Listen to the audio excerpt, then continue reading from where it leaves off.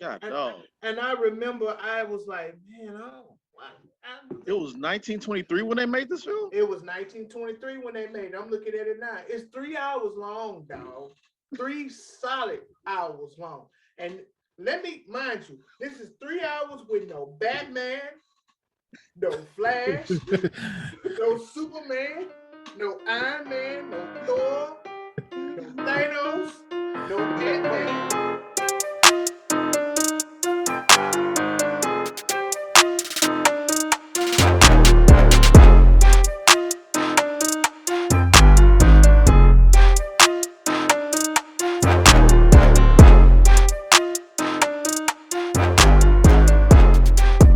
Ladies and gentlemen, welcome to the show. This is a news heavy show.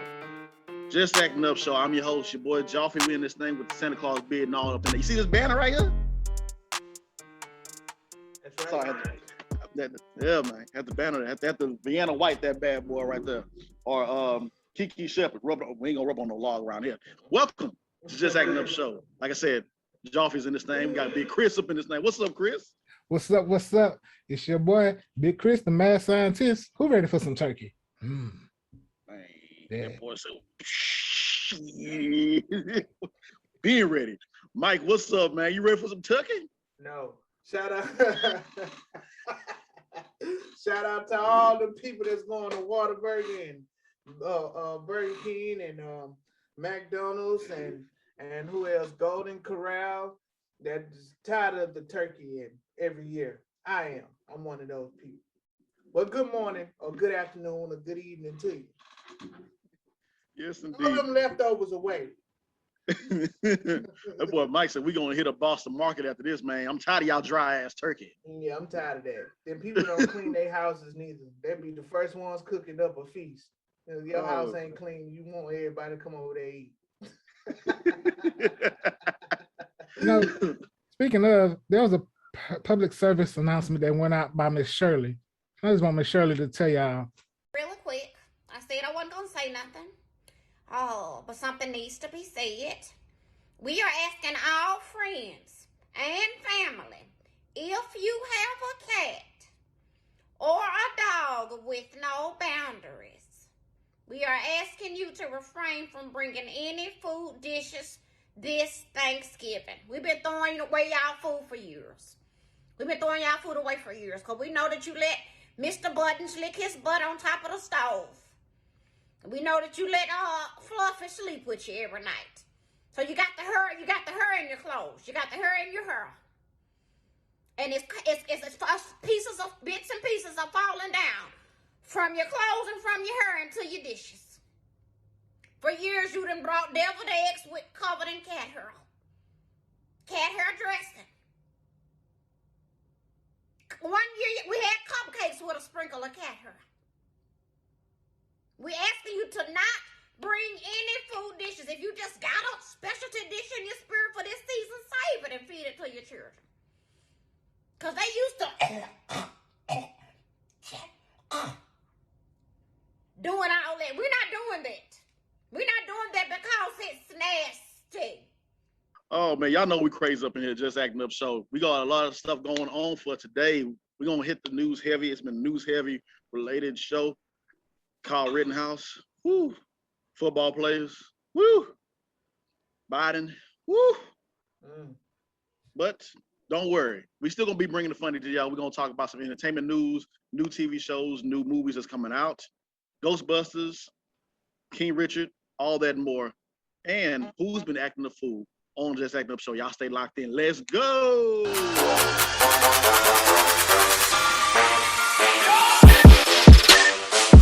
All right, ladies and gentlemen, as I pick out my beard, sorry, I gotta, okay, there we go. All right, y'all. I'm being silly because what we're about to talk about, it's quite heavy. It's quite heavy. Kyle Rittenhouse, man. No matter where you slice it, no matter what you say, there's people that are saying that he's been justified. There's people saying that he had the right to do it, which I'm seeing some sick stuff, man. I'm gonna let y'all give y'all take first before I fully get into it. But pretty much he has not been found guilty The judge that, in the jury, they said he's, found not guilty. All charges have been dropped. And it baffles me. It baffles me. I'm not gonna lie, it baffles me. So, I want to get y'all take on this whole Kyle Rittenhouse shenanigans. I'm like, if he was found not guilty for having the gun and shooting protesters, like, what does he have to do to be found guilty? I mean, it's like, golly, like it's clear as day, and it's just like, nope, we don't think he did it. I'm like, what? And make it make sense, right? Right, and yeah, I'm lost for words, But it's America being America again. So when situations like this happen, it always a clear reminder, because America has ways every year to remind you who they are. Like, you could be yelling and screaming over a football or basketball game, or you could be watching a movie, or you could be just living your life, and then you just tend to forget sometimes and be like, oh, I forgot. We live in America. This is two different justice systems. Every year so far, it's a constant reminder of this is the country we live in. So I'm not surprised. I'm not even gonna lie to you. I am not surprised. When I saw that verdict, I was like, well, actually, I woke up and my wife had told me, I'm like, went in the kitchen, grab me some water. Because then for the president also doubled down and was like, he stands behind the jury system. Yeah. So is he just like, he let you know, like, hey, he was with y'all until y'all got him in office, and now he like, hey, this is who I am. This same dude that made the crime bill back in the 90s. So I'm just saying the reform bill back in the 90s, that was terrible. Put a lot of incarcerated Blacks and Hispanics in jail. So I'm not surprised that he would say something like, oh, I believe in the jury system. We stand beside it and we're gonna abide by it. Yeah. But I digress. Man, it's a lot that went on this past week, all these stories, and it was just like another one and another one and a haymaker. And it was just ridiculous, man. So people are saying that the people that he killed were already convicted, and they was, out there, they, sex offenders, robbers, murderers, whatever. Okay, I see what you're saying with that. But it's also, we're starting to see a certain pattern with people of a certain race taking the law into their own hands. Zimmerman. Then you have the people that, marched on the Capitol. Hey, they did get arrested and everything. And now you see this, and then you got the Ahmaud Arbery. And so it's building a pattern. You see people take matters in their own hands. And it's crazy to me because I like white people. I love y'all. Y'all cool with me. It's just same thing like with people of my color. They act the fool sometimes. This is sick because, basically you're saying that people can go and take matters in their own hand. Either way it goes, he took an assault rifle, am I correct? And he took it upon himself to place himself in a position to where he could get harmed. We all know if you go to these protests or whatever, something might pop off. And for you to pick up a gun and go out there and take matters in your own hand and to kill people, you judge, jury, and execution. Well, here's the deal, right? This is what saved him, and I got this from someone that's in police enforcement. He proved that it was self-defense because it was videotaped. You understand what I'm saying? They showed that they came after him, right? Mm-hmm. He had the gun. He was defending himself. But here's the deal, right? He went into a hostile environment with the gun. It's either way you see it. Yeah. But it's just like you go into a party. Mm-hmm. You have your weapon, your gun, whatever. But you go to a party where you don't have to go. You know this party is it's a house party. It might pop off, and you're gonna go with this in your mind. You already know, but yet you still go anyway. You know. So if something was to happen, it's like you was offending yourself. But at the end of the day, why did you have to go? Right. You didn't have to put yourself in that situation. Right. You understand? And he got off because it was videotaped that he was offending himself. Then also, he was white.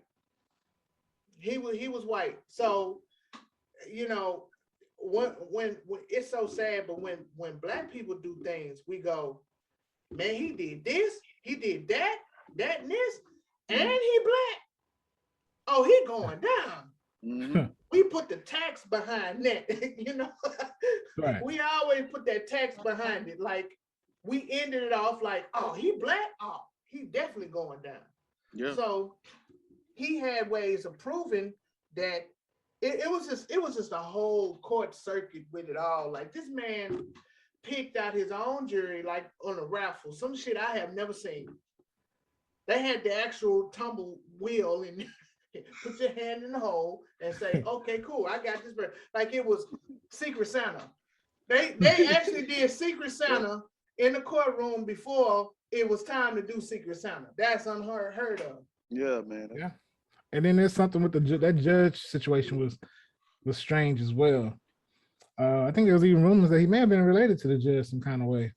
You know, I'm not sure how true that is, but the judge was posing for pictures and stuff. I'm like, what is this? If he not, he is now. That's his uncle. Oh man, it's some crazy sad stuff, man. So it is what it is, man. I hate that this is what's going on. The fact that a 17-year-old is out there with a rifle makes you question a lot of things. Boy, you're still going through puberty. You ain't much. You just now found out how to pee straight, bro. The mama should be next. They should have done something with the mama. I mean, she dropped him off. 17 years old, AR-15, and just dropped. All right, like it was. Like you dropping off your son in this hostile situation with a gun, and you just like, you cool with it? Now, what if he would got killed?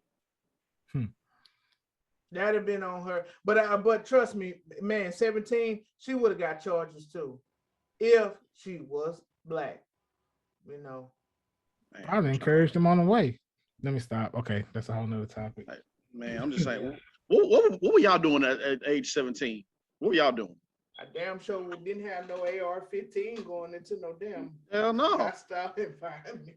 I'm still in a kid mindset. I'm worried about cartoons. I'm worried about Yu-Gi-Oh cards and video games and basketball and everything else. That's all I'm worried about. I wouldn't worry about that, man. These kids different nowadays, bro. Yeah, different day and age. It's all about the man's upbringing. Like honestly, he in America, he's a mascot. He's a patriot. Man, he's a patriot. He's a hero. A lot of people call him a hero. I mean, they got anti-heroes in comic books, but this ain't no comic book, brother. I mean, Thanos was the hero in his own story, you know. Exactly. Everybody hero in their own story. Everybody hero in their own story. But when that realism hits you, and you start fake crying. Let me stop. So, yeah, all that old poo pooing. You knew what he was doing. I ain't see one shade of water come down his face. Well, he tried, didn't he? He tried, didn't he? Boy, D.L. Hughley had me laughing. He said, "I guess we gotta have them white tears." Kids. Oh my gosh, this is a mess. This is a mess. Like, ladies and gentlemen of the jury, of the Just Acting Up Show jury, it's a mess out there. It is a mess, and we're gonna talk about it some more during the holiday shenanigans, which I need to be careful of. But it is what it is, man. It is. Just be careful out there. Be safe. Pay attention to your surroundings. All right, y'all. Let's move on. So, this pains me to say. We just hitting y'all with some more sad news, man. So we're gonna get to the funny. Y'all bear with us. It's just we have to talk about these topics because it's just heavy on our minds, on our hearts, and it's pretty much is what's going on is what's going on, man. So we gotta talk about it. So I'm gonna let Mike take care of this because this is one of his favorite rappers. So R.I.P. to young Dolph, brother. I know you in another place right now. Sorry that this happened to you. Our hearts are prayers to your family, man. It's sad stuff, man. So, Mike, go ahead and, share this with us, brother. Yeah, Young Dolph was that was my top 5 for real. Like I listen to Young Dolph almost every other day. It's a sad situation. It really is. It's I was talking with my neighbor the other day. We get so used to just, hey man, it just is what it is. It's like, when will it ever stop? You know, it's beyond entertainment. Like, this man was like a father. Wasn't like a father. He is. He was a father. A husband. And then he was a person in the community, man. Like, Dolph used to give to, like, he was there for a turkey drive, and then the reports was saying that he was at the Mavis butter cookies to get cookies for his mother, and he always stopped there. So it was like everybody knew who he was and knew the camouflage car. And it's just that we got to understand, man, that we're not hurting nobody else but ourselves. Like, when this happened, it feels so deja vu with Nipsey. You learn about all the things that Nipsey did for the community, like, after he passed away, but it was so much. It was so much that he did. He was really neighborhood Nip, for real. We don't have those kind of people outside of our own neighborhoods, coming to save us or coming putting in, so we have someone like Young Dolph and Nipsey Hussle that grew up in this area and know how it is. Like, man, I'm here to give back, and we ain't doing anything but just hurting ourselves, bro. It's a lot that I could just say about it, but I don't, want to linger on about it because it was really sad. Like, I was heartbroken when I heard it. I was coming out of the doctor's office, and on my way back home, and before I called my Lyft, and first thing that I saw when I opened up my phone, Young Dolph got killed. It's like, man, it was that whole Wednesday felt so like, who feel like doing anything? It just felt like the joy got taken away, Yeah, man, it's one of those things where senseless violence, man. We just seeing more and more of it, and we're seeing it, and these rappers, especially, getting taken out in a violent way, and it's just society, man. It's a problem, It's a problem that we have to deal with, like, as a community, It goes back to growing up, coming up from these neighborhoods, and all,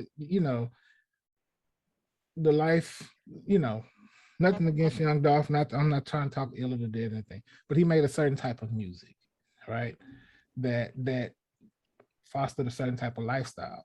And when you got these kids and these people that's in that life that wants to that's in that element, so to speak, and they really try to they really, like, they hang off the words of these rappers, and they Mm-hmm.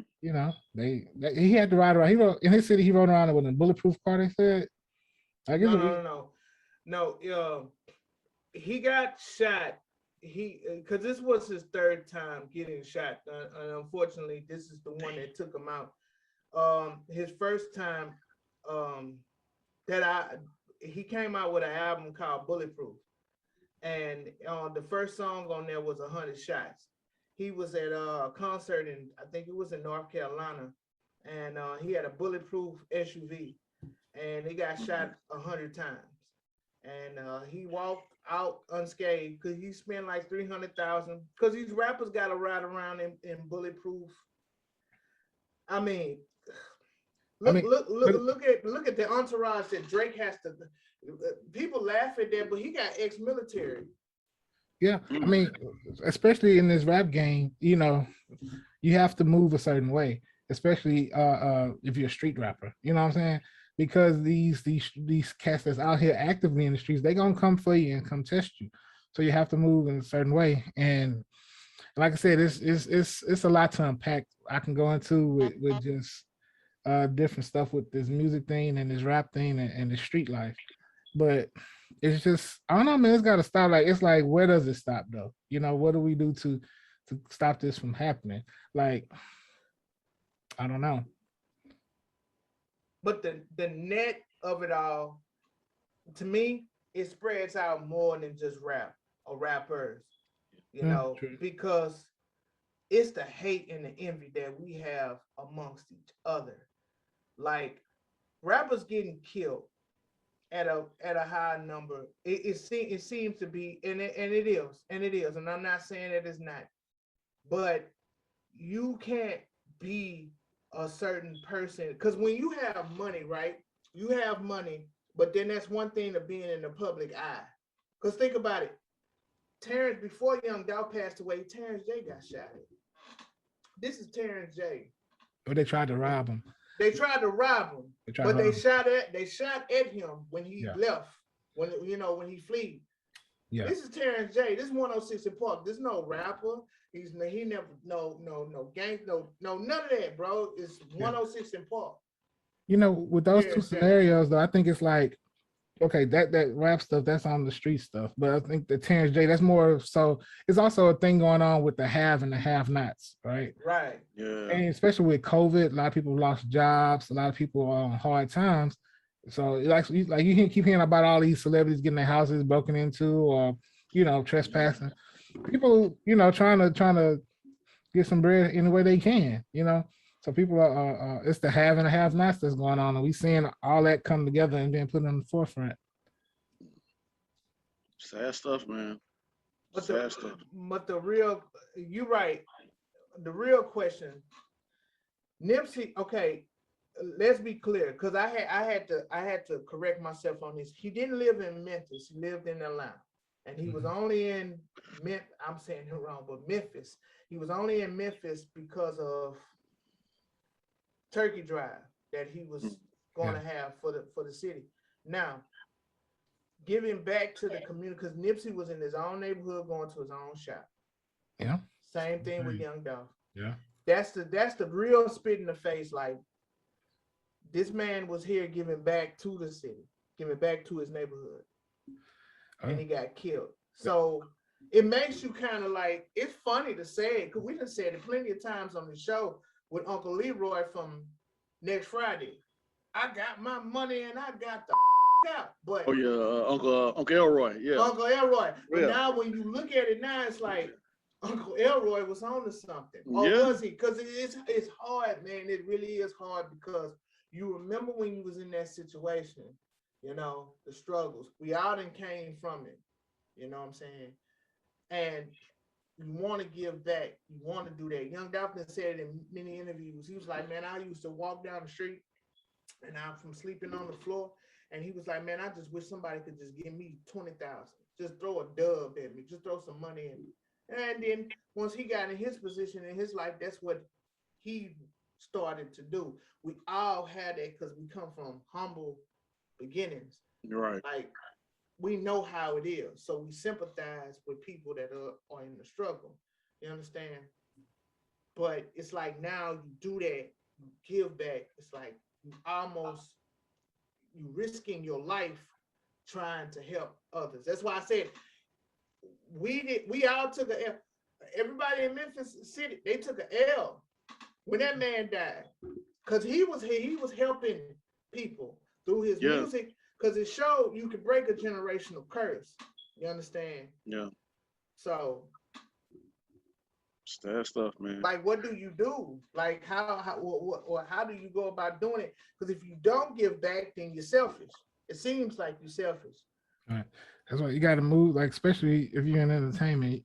Once you, especially in your hometown, you have to move a certain way. You have to realize, like, especially Memphis. Like, I have a friend that's in Memphis, and he tells me how bad crime is out there and how they are out there. And just like in Houston, like you gotta move a certain way once you get to a certain status, because you just can't just, no matter if you grew up there all your life, just like you said with Nipsey, he grew up there all his life, got shot in the neighborhood that he grew up in. But you got to move a certain way once you get to a certain level, because you never know who there's always a hater out there, somebody that may be jealous or may be envious or may, want something that you got, you know what I'm saying? And that will look to harm you to get that or to take you out. So to stop your shine. So you have to move a certain way out here in these streets, especially being back in your old neighborhood. So yeah, you may, you need a certain level of protection with you to make sure you get home to your family at night. Absolutely. And I'm gonna let you speak, James, because we can just go on and on. We can just go on and on about this. But what we got to do as Black men, and especially if we are raising Black men, little girls and boys, especially Black men, we have to be able to congratulate them, comfort them, allow them to show emotions.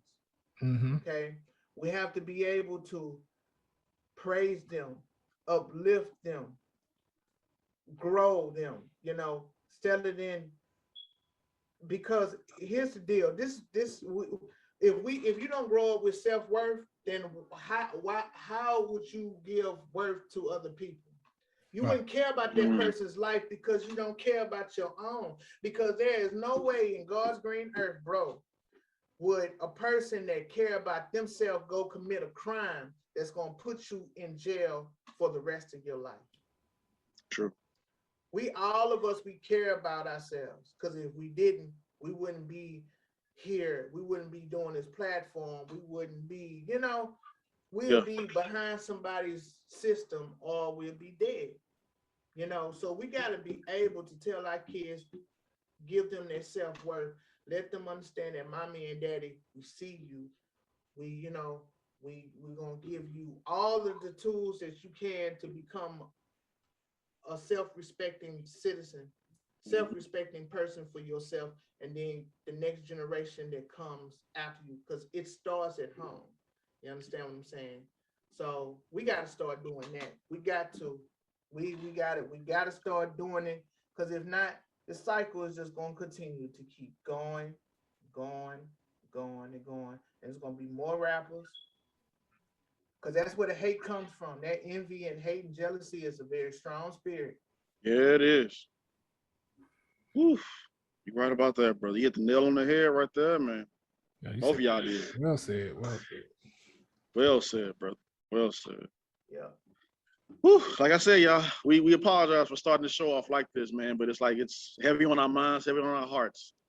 We got to talk about it. We got to discuss it, because y'all discuss it. Y'all talk about it.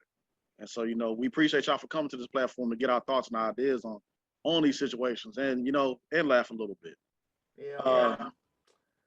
Trying to find something funny to talk about, but we're going to get to the funny. We're going to, trust me, y'all, we're going to get to it. We just got to get there. R.I.P. to Young Dolph, man. Yes.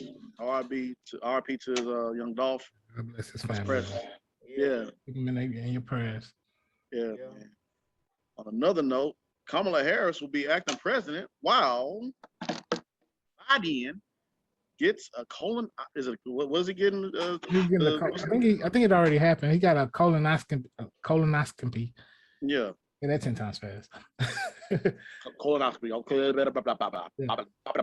So, like, anytime a president goes up to any type of surgery procedure, the vice president has the power of the president while he's, under the knife or under whatever procedure, just in case, because anything can go wrong with these procedures. So for a little bit of time, she had all the power in the country. She was the president for of the country. Is he up now? Because he should be back to it. He came out. I don't know.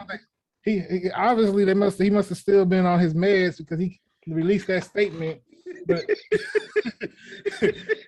talking about he support the jury and stuff. But you know, I digress. He old. He old man. he old man. Like, man, go back to sleep. Probably looking at it today like, I said what? He probably don't even realize what he's talking about. What did I say? Oh shit!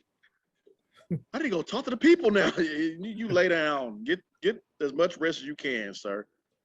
Oh man, these got doggone presidents for the past few years, brother. Y'all, what y'all? No filter in the USA. Yeah. Living in America. Okay, I'm sorry. My bad. My bad. So, moving on, moving forward. I hate talking about this stuff. But what's that football player name? Just Trey. Zac Stacy. Zac Stacy, brother. So here's my take on this. There are times when a woman can do something to trigger you a certain kind of way. But I'm glad that I've never put my hands on a woman, no matter what she said to me. Pause.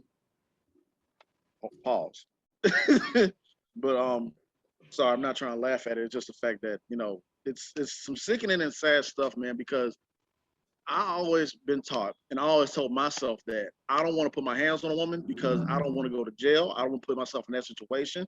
I come from a family that has a lot of women, and I know the women in my family will whoop my ass. Excuse my French. They will me up. So I can't do it. I especially cannot do it in front of the child that I'm raising. And I just can't. I'm there. God put men on this earth to not only be providers, but also to protect the woman. Mm-hmm. I just can't do it. I don't care how mad she makes me. My mama told me if a woman ever tell me to get out or stop or leave or whatever, I got to do it. I know everybody not raised like that, but however, man, your conscience come into play and everything that you've seen that's bestowed upon you on television, everything, there is a consequence for your actions. And you about to pay for them consequences, homie. You shouldn't have hit her, man. You shouldn't. You shouldn't have did everything that you did to her. I don't know what she said or what she did, what she stole. You could have took her to court. I don't know the whole situation. I wouldn't have did it, bro. I would have did it. It's like, you know, I seen the video and I was angered by it. And then I remember I was telling someone else about it and I got re-angered watching it again. It's like one of those things, man, like, you know, if you get something get you that upset, you know, just remove yourself from the scenario. No, the way he moved her around like a ragtag doll, just throwing her around the TV in front of the baby. So he had no regard for his 5-month-old baby that was right there on the couch. You know what I'm saying? So when he's over there, he's beating on this woman, and with his kid right there in his face, and he didn't care. You know, he was just so angry. Like that goes back to what Mike was saying about raising these young men, these children to be emotionally stable and able to handle their emotions, because he definitely doesn't know how to handle his emotions. There's a lot of grown kids out there, you know.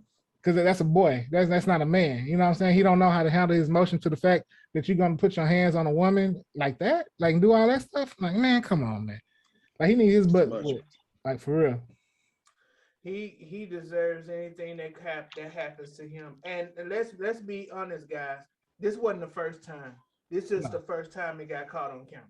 Yeah. And that is the things that happens so much in households. It's sad, and yeah, he deserves whatever comes to him. And I don't want to hear shit about all these NFL players. They got this and that going on with them, which the CTE or whatever, postpartum, blah blah blah blah blah. Hey man, just like it was a lot of y'all that hit women, it's a lot of them that didn't. So miss me with that BS.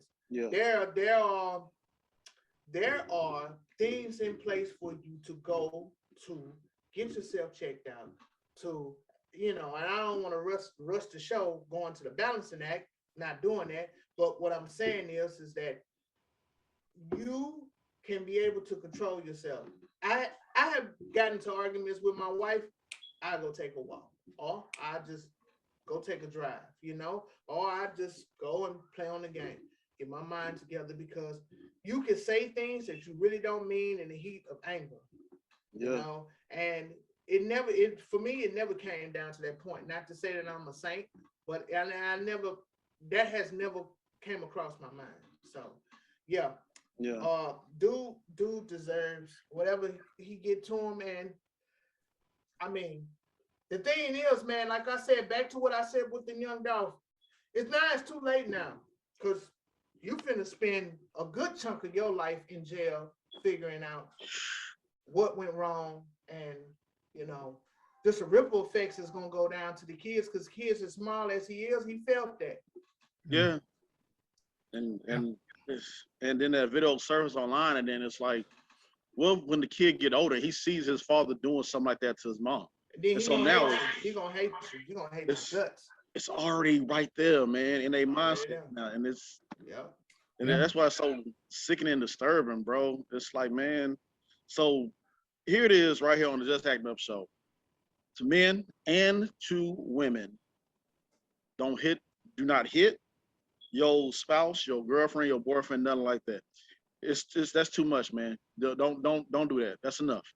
If it comes down to that, you don't need to be with that person. It's just simple as plain. Go get yourself some help. Find just move around. Like Mike said, find another alternative. Say, hey, let me go walk around. Let me walk away, and let me get some air. Let's breathe, because we don't need to be go through a situation like that, man. That's too much. That's too much. I agree. Way too much. So I believe when I get older, I'm gonna be one of them old heads. Be like, like Dave Chappelle said, nigga, don't do that. They get you 25-10. just know the law. You know the law of the big out the real. No, don't do that. That's gonna get your life. I'm telling you, man. I'm like Tom from Boondocks. We do that. We go to jail. We get anally raped, and I don't got time for that. So I don't want no parts. You gonna let them get away with that, James? Yeah, I sure am. Yes, I am. Let them do it. I'm definitely gonna let that happen. But James, they did all that. I don't care, man. Exactly. I'm definitely gonna let them get away with that. I'm 5'7" with light brown eyes, ladies and gentlemen. I'm not going to prison, man. No, that is a wrap. No, I'm not going. I don't got time for it, man. Y'all see this banner right here? This beautiful banner right here. I like this. Just don't forget to like, follow, comment, and subscribe. Don't forget to like, to follow, comment, subscribe. Let's get some man. Oh my God, I'm sorry. I have to do it, man. So yeah, y'all stay locked in to the Just Acting Up show. We're gonna get into some old news. We're gonna go to the next segment. Stay locked in.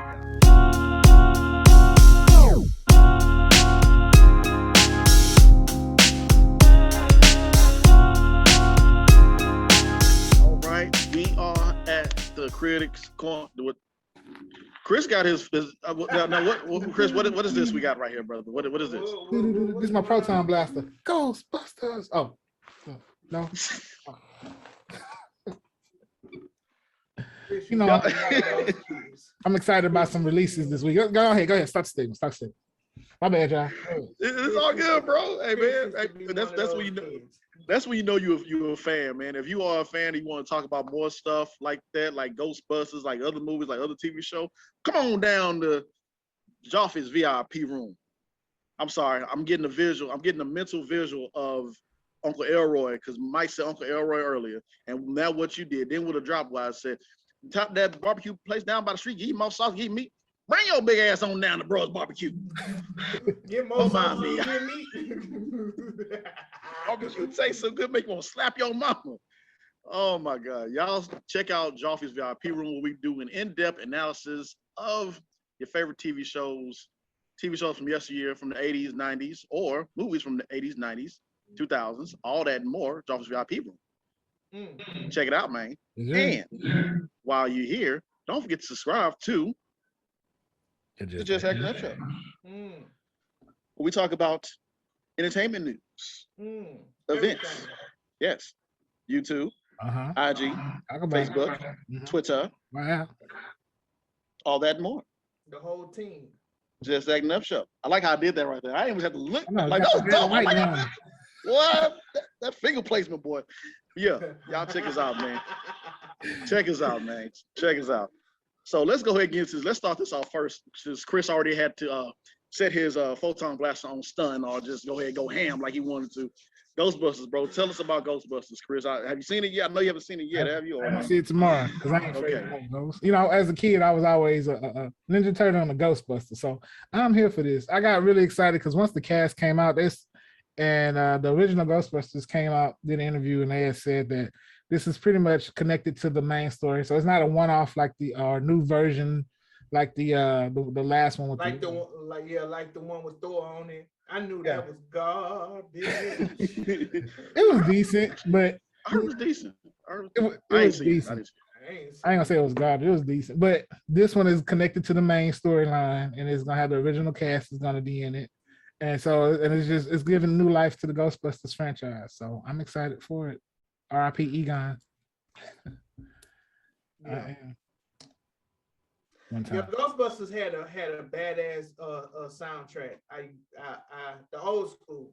I remember they had Bobby Brown on the other one. Yes, gonna have to take control. Hey, yeah, man, take us back, man. Take us back. Now I want to jam it now, man. Oh my gosh, man. Yeah, boy, they had a decent soundtrack back then. Boy. Man, I'm telling you, no lie. There's somebody at my job that like Homeboy from the Painting. And I'm not lying. I was afraid. He had the same scowl that was staring at me. I was afraid for my life. Yeah. At my job, I don't go down that hallway no more, man. I don't do it. and I'm gonna be honest with you. Ever since the second Ghostbusters, I look at paintings and it's like your eyes is following me. When I was a kid, I used to do that, like the eyes is following me. Scooby Doo. My mama like, boy, get your ass. Scooby Doo, bro. No, I like the new the direction they going with it. It's like I think a kid and he didn't know much about his grandfather, and they moved to this town. And as he moved to this town, it's like I guess his grandfather was Egon. It looks like he discovered all these gadgets and equipments, and come to find out his grandfather was a Ghostbuster. And of course, it's a very interesting storyline, and I'm excited to. I'm really like excited to see it. Like, I can't wait. I'm hearing that it's so good. I'm like, yeah, I can't wait. You know, I was on the same high too, because I used to get on there. The power of the mind, manifestation. I always thought it would be cool for me to play Ernie Hudson's character in Ghostbusters if they ever did a remake.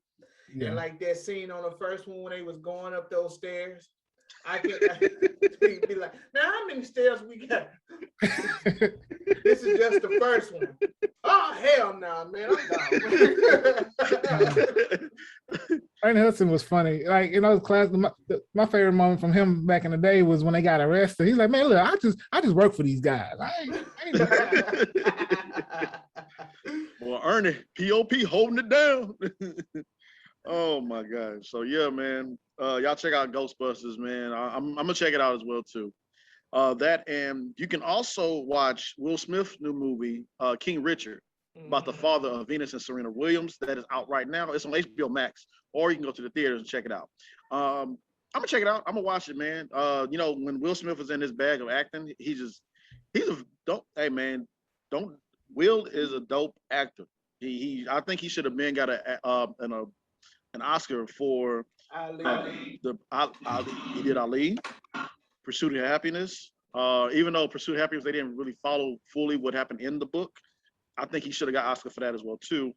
I like 7 Pounds too. So yeah, Will Smith can still, hey, y'all can, you know, talk smack about Will Smith all you want to, but when he's acting, brother's acting. So yeah, Mike Lowry. Yeah. Mike Lowry. One movie that I am looking forward to see, besides we're gonna get to that badass trailer.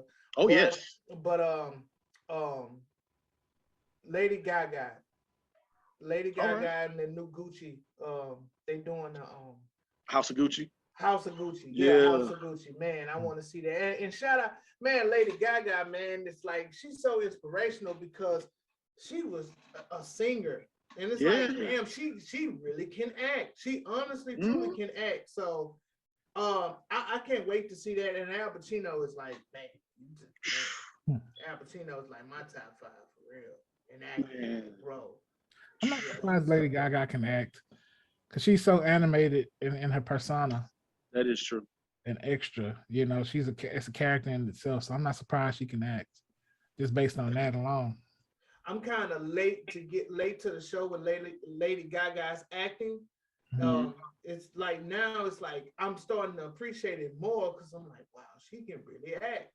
Yeah, she's up there with Adam Driver, Jared Leto, and Al Pacino, Jeremy Irons. Like Irons, that is a good cast to be around. That's like a good company to keep. So yeah, shout out to Lady Gaga. She is inspirational. She is, man. And I think that I agree with you, Chris. I agree with you, Mike, as well too. I guess she saw everybody who was around her, and she's like, "Oh, I gotta step it up for her. I gotta bring it." And that pretty much it gets you really, up there where you're like, "Nah, they gonna, what their whole catalog, what they can do. So I gotta bring it, man." So yeah, shout out to her, man. And I saw that trailer for House of Gucci, and I'm like, y'all did all this to get this started? What is wrong with y'all? This is clothes and purses and everything. What how dangerous are y'all gangsters in business suits? Bro, you would be amazed.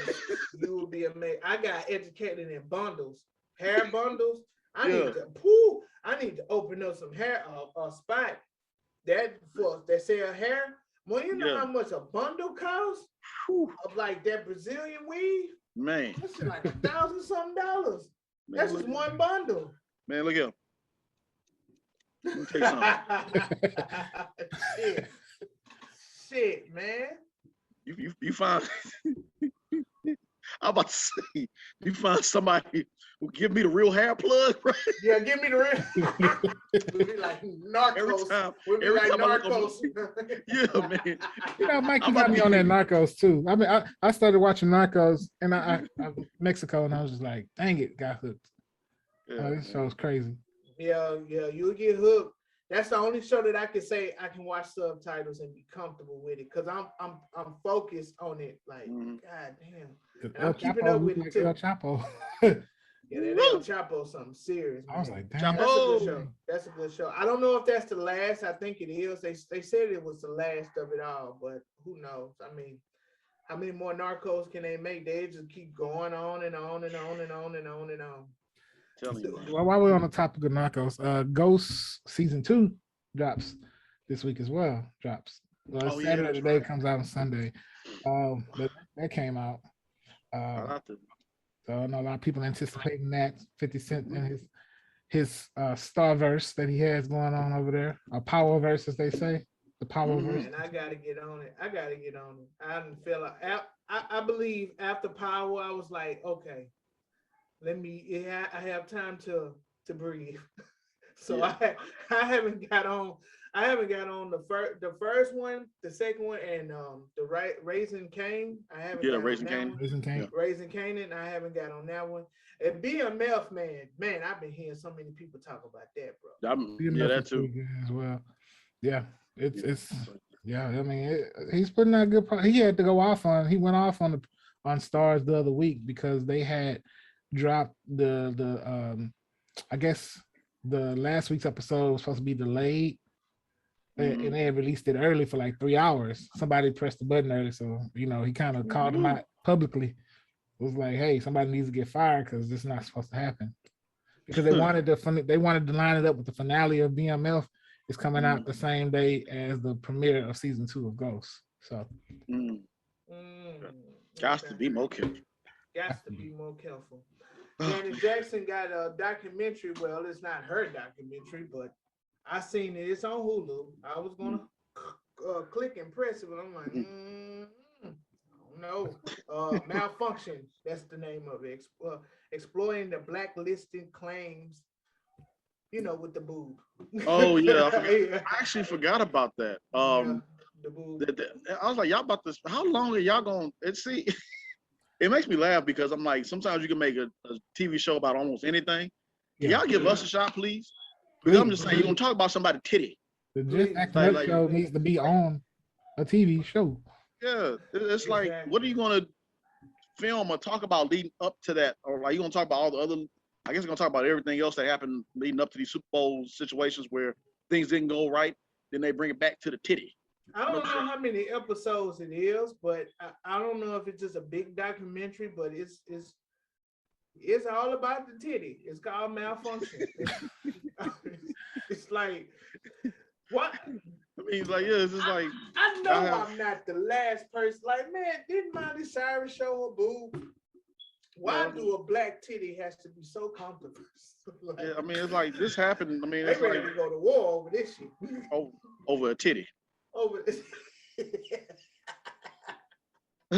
Man, look at it. Let me tell y'all something, man. So, yeah, man, it's crazy the shows that they make, and it's a lot of things that's coming up for during the Thanksgiving week, so to give you some things to watch. For example, The Rock, Ryan Reynolds, and Gal Gadot, their movie Red Notice. I just watched it, and it's pretty good. Yeah, it's pretty good. It's pretty good. I like it. Coming for it, definitely. Yeah. Definitely. And also, Cowboy Bebop came out. Yes. Man, yes. Yeah. I didn't know it was an episode. I didn't know it was a TV series, but yes, I got it. I got to get it. They made a live action series out of the Japanese anime cartoon. For those that don't know. Yeah. Let's jam. Yes, yeah, sir. man. Cowboy Bebop. That's another one. And also, Resident Evil comes out next week on the 24th as well. So we'll see how that goes. I know a lot of people are saying, I don't know about this. Like I said last show, they said, like CW made it. But I'm going to still give it a chance, see what it is. I think it'll be in Netflix, and it'll be on Netflix and in theaters, as well as it's another cartoon that I think is called Encanto, I believe. It's supposed to come out next week, I think. So we'll, on Joffrey's VIP room, I'm going to go over some of those things that's coming out to get you guys ready for the Thanksgiving week of what you can watch with family. I know you ever go to a family member's house and they just put on something that they shouldn't be putting on, and it's supposed to be family oriented. Like my stepdad, God, I love you, man. But he put on a scary movie during Thanksgiving time. I'm like, dude, what do you? I forgot what it was, but he like, yeah, this is a good movie right here. And he put it on, and it's like, you don't want happiness during the time, like no, put on a nice family oriented movie that you can watch during this time. So I'll look into some more movies, see what y'all can watch that's great for family when you're over there. You're trying to buy some time while everybody taking forever cooking in the kitchen. I will say this: Easter was my least favorite holiday as a kid because every year we would go over to my grandmother's house and watch the Ten Commandments. I love the Lord, but I'm talking about the old Ten Commandments, bro. I forgot who was the original actor of the Ten Commandments, but Yul Brynner is one of them. Yul Brynner, he was the Pharaoh. You know what? Hollywood remakes every other movie, but they won't remake that one. I don't know why. Like, I would like to see them remake that one. No. They said we got the Prince of Egypt, so we good. Man, it was okay. This one, let me get it correct. Okay, it was made in Okay, yeah, this is the one. Yeah, 1923. When they made the Ten Commandments. That's the one we will watch. Yeah, I think it's time. I think they remake everything else. I think that's one they can actually. I would like to see them remake that one. Charleston Heston played Moses. God, dog. And I remember I was like, man, it was 1923 when they made this film? It was 1923 when they made it. I'm looking at it now. It's 3 hours long, dog. 3 solid hours long. And let me mind you, this is 3 hours with no Batman, no Flash, no Superman, no Iron Man, no Thor, no Thanos, no Ant-Man. So wait, this is the same one with Yul Brynner, the short bald-headed dude? Yeah, he played the Pharaoh. This is 1923? 1923. I'm looking at Bro, it you now. serious? 1923 is when they made this movie. Dog, I'm sitting there thinking this is when my dad was made as it was. God, dog. In the 60s. I'm looking at it now. 1923 is when they made this movie. Well, when it was released, Bro, 1923, bro. I did not know. I would like to, like I said, that's what I said. I would like to see a new version, an adaptation of the movie. Especially with the technology we got now. I would like to see them redo that and make that and really like bring new life to it, Woo. Something. 1923. Bring something to it. I wouldn't even thought of it. Because my grandma and my mama and my aunt, they would. Man, I had a rough childhood. Because no, we used to watch it too in our house. We used to watch the Ten Commandments. And then it used to come on ABC. Yeah, it came on ABC. It came on ABC. It came on ABC. Like, man, this movie still on? I remember, I'm like, man, I don't want to watch the Ten Commandments. My sister was like, what is wrong with you? Like, I'm some kind of devil's child or something. I'm like, man, it's the Ten Commandments, man. Goddamn. Man, the movie started at like, I swear to God, that movie would start at 6 and end, like right when news was about to come on. They would time it just right. I swear my mama and my grandma and all my family felt like that Jesus allowed cameras to be, like God allowed film to come and say, y'all can film this. This is actually going on. It's like, man, them actors, man, like, y'all act like that. This is, geez, man. Well, Mike, you run the household now. You can switch it up. Do Passion of the Christ now since it's Easter time. Oh, that's another one. You watch Passion of the Christ. That's a good one. This is more updated. It is, but that's tough. It is tough. Don't do that, it's tough to watch them do Jesus like that. That's tough. That's a tough one to watch. That is the tough one but, to watch. That's so what he went through. So let it be done. I sin. Let me not preach today. And then every time when I roll up the sleeves, I'm getting ready to now. Start getting over. Every time when Moses had the commandments and he threw it down, my grandma and my aunt them be like, God finna get y'all. I'm They're like, like, man, it's 9 o'clock. It was a lesson in that. They was trying to teach you a lesson in that. It's like, see that? They ain't no damn. They trying to make sure you understood the story. So that's got the golden calf out there. Lord have mercy. Y'all women dancing, prancing around naked, y'all partying. God took y'all out of the deserts from Egypt and Pharaoh. Y'all here partying. Boy, when he parted the sea. I'm like, how do you not believe in God after that? You didn't see this man part the sea. Okay, we're about to have Bible study. Let me. Yeah, we are, man. Yeah, we are. What's what we got next? Can't no man part no sea like that. Right. I, Michael Tolliver, loves the Lord. It's just I can't stand the 10 Commandments.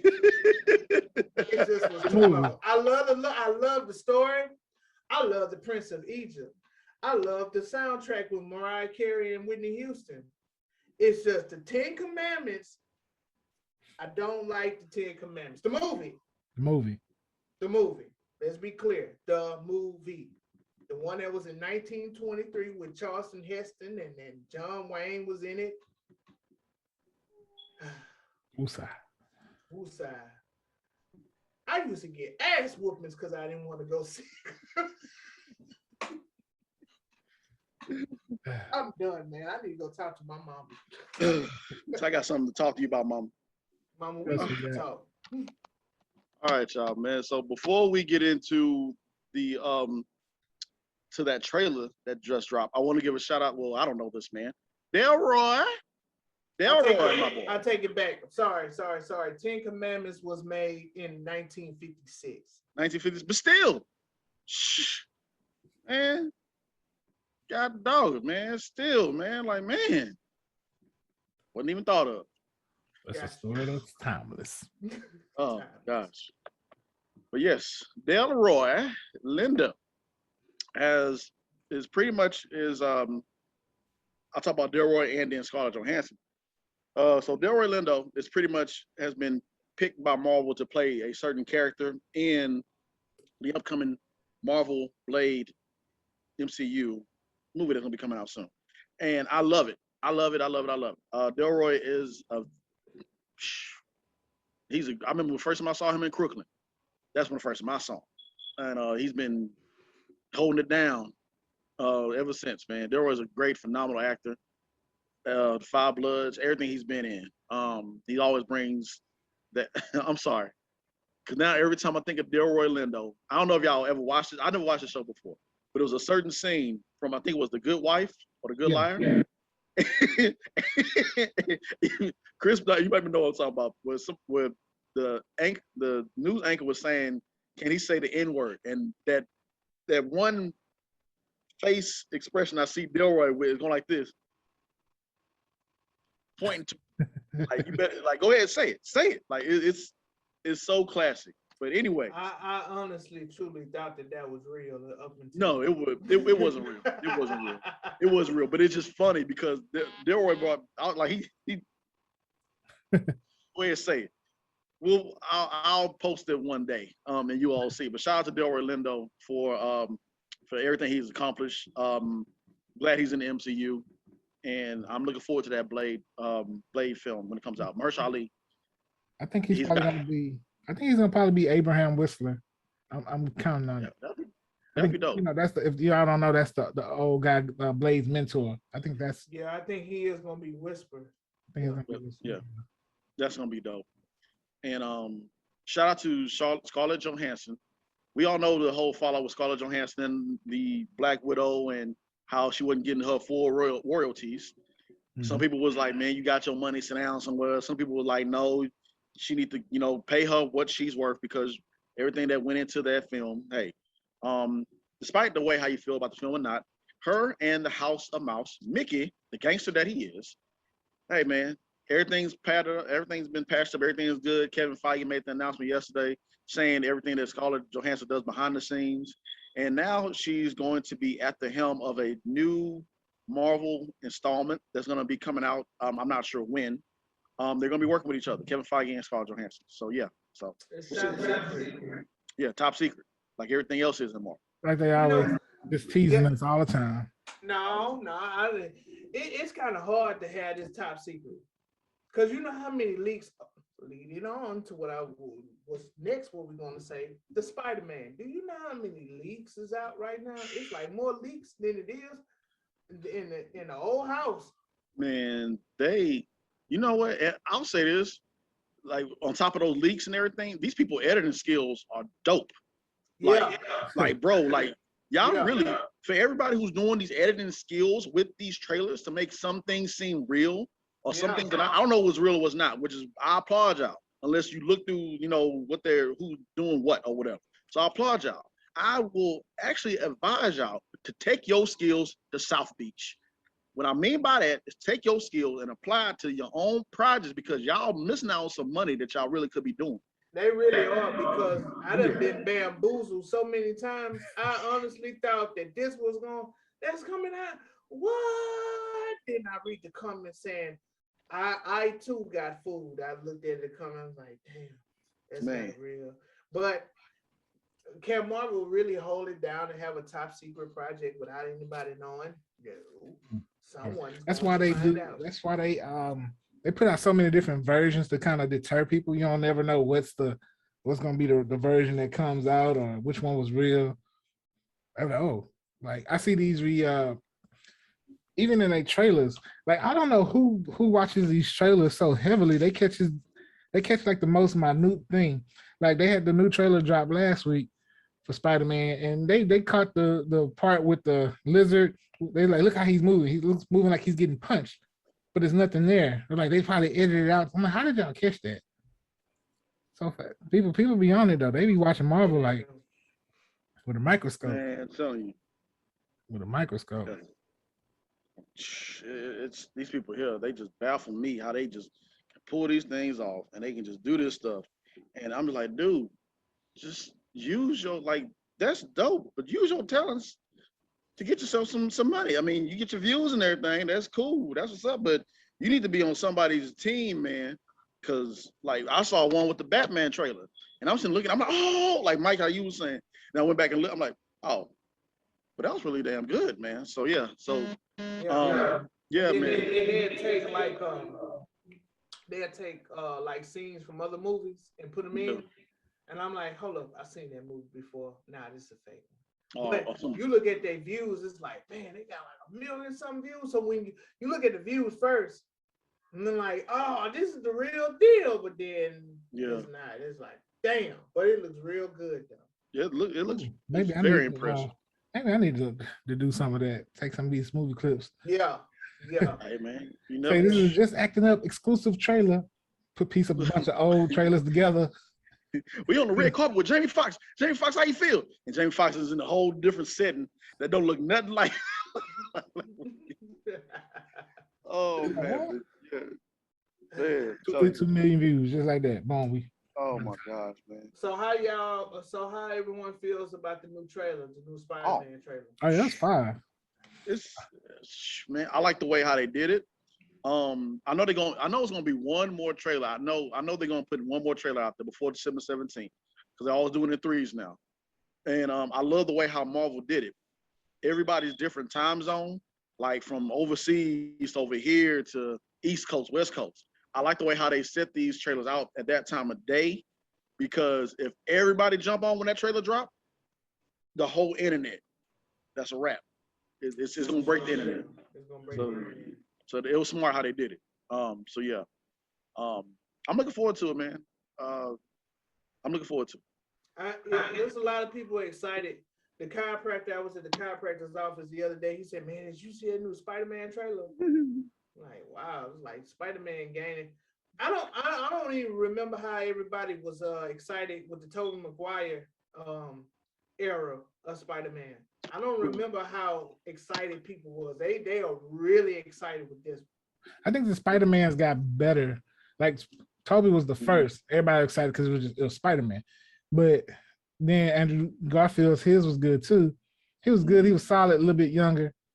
But this new one, like this one, I think with the MCU with Tom Holland is like Spider-Man as he should have, as he was in the comics, truly. Like as far as being a real young kid, you know, and just like he has that he grew into Spider-Man as a man, but he was a kid, you know, so that makes any sense. And he brings that character to life, you know. He's you know, because I think Toby lost me sometimes because he was a little bit too emotional for me. Andrew was a little too serious. So I think this is a good medium with Tom Holland. And someone in Marvel is either gonna get fired or they're gonna come up missing. I believe they're gonna come up missing. Man, I don't know how I became friends with this person on my personal Instagram, but I was just scrolling, and I came across some leaks that I wish that I didn't ever see. I'm not gonna share that with I'm not gonna share it. I'm just gonna wait till like the 25th when it drops, the actual movie. I'm like, cursive damn die eyes. And that's what's so sad about this era that we live in, man. And like the real leaks. It was the real leaks. I'm like, God dog it, man. See, I'm at the point where I'm like, you know what? For me, if somebody break the news to me, like I found out that Black Widow and Iron Man died on Endgame before I went to go see the damn movie. And I said, you know what? The tweet text savvy world that we live in, the social media world, it's bound to happen. You're gonna be scrolling, and then you're gonna stop and you're like, why did I have to see that? That's why with certain Marvel films, I have to go see it within the first day or two they come out. Bro, who you it's hard to avoid. Man, I remember when Endgame had came out, my coworker called in. He said, man, I'm calling in. I'm gonna go watch this movie. He called in. It dropped that Thursday night. Mm-hmm. So I work nights. So when he called in, I was like, all right, bro, I'm gonna block you. Cause I already know you. Man, I said, I'm gonna block you. He's like, man, what you gonna do that for? I said, man, I gotta block you, bro, because I gotta make it for the night, dog. And I literally, like, shows you how I'm not addicted to social media, but I think I had broke my little addiction because I didn't get on social media at all. That whole night, all the way leading up to that morning, I didn't get on no social media. I had blocked my homeboy. Didn't even bother because it was a lot of chat. But anyway. So December 17th, I think is when it drops. I will be front and center in the RPX theater. Be like 17th or the 25th. I thought it come out on Christmas. 17th. The Matrix comes out, I think before Christmas, I think. Before we get to the Matrix and finish off. But yeah, it's I'm gonna go to the midnight showing. I wish I did have access to see the very early showing, because Christmas is like, December is like a couple weeks from now. And I have a feeling that they always show the premiere like a couple weeks before it premieres. So be warned, a couple weeks from what's today? Today is the 20th. So yeah, when December hits, just remind yourselves that premiere is about to hit because it's on the 17th. All right. So when that premiere hits, there's gonna be people that's gonna go already ahead and go see it. So be careful, y'all. So me, I'm just numb to it now. So I'm just like, I hate y'all. Now go see it anyway and still enjoy it. Yeah, go see it anyways. Like the leaks that I saw, I'm gonna go see it anyways. I just hate. I'm like, God, I hate this damn social media bullshit because I'm like, man, I ain't have to see that. And then Curious Mind, they had 2 slides. So when I saw that, I was like, slide to the left. Like, then I go back, I'm like, and then I go up, I'm like, why am I? People just want them views, man. They just want the views and everything. Want you to like and subscribe and everything. And we do too, but still, it's man, some people should just wait. Just wait on it, man. Just wait. Just chill out. So yeah, man. And also the Matrix comes out in December, but we'll talk about the Matrix when it gets. And I shouldn't have said that. Because we so hyped up off of Spider-Man. It's like, yeah, the Matrix come out. Spider-Man. So, exactly. Yeah, man. When that trailer dropped, man, it's like I was supposed to write and I was supposed to read a book and I was supposed to study my monologue. After I saw that trailer, I said, you know what? I'm good. I don't want to do nothing else. I'm done. I'm not doing nothing else. I just can't do nothing else. So, yeah, man. Spider-Man. Spider-Man. All right, ladies and gentlemen, I want y'all to stay locked in. We just went to the O'Shea all black attire, all blackout event, and we got somebody that's coming through on the show that's going to talk about the event, acting, all that and more. That person's character, Just Acting Up Show. Y'all stay locked in.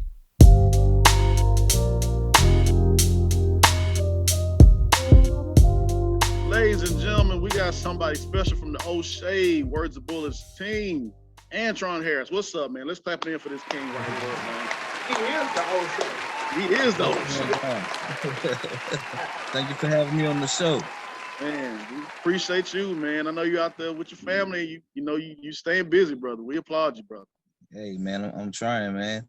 I've been waiting to get on you guys' show, man. I've been following you guys, actually, man. I like what I've been seeing. Oh, man. Thank you very much, bro. You don't know what that does for us, brother. We appreciate you, man. we gotta make our rounds, man. We try and get all to everybody, but it's how it is. Yeah, I got you. Yeah, I got you. You know how it is. So Antrone, go ahead and tell us a bit about yourself, man. We met you on the it's crazy because I seen your pictures in some in independent films or whatever. Mm-hmm. And I was like, I keep saying, I'm like, who's this guy? Then when I finally met you, I'm like, that's the guy right there. No, that's the guy that's on the Amazon. That's him. That's him, man. That's him. Yeah. So tell us a bit about yourself, man. How you got started in acting, man, and what transferred you into getting to O'Shea. Right.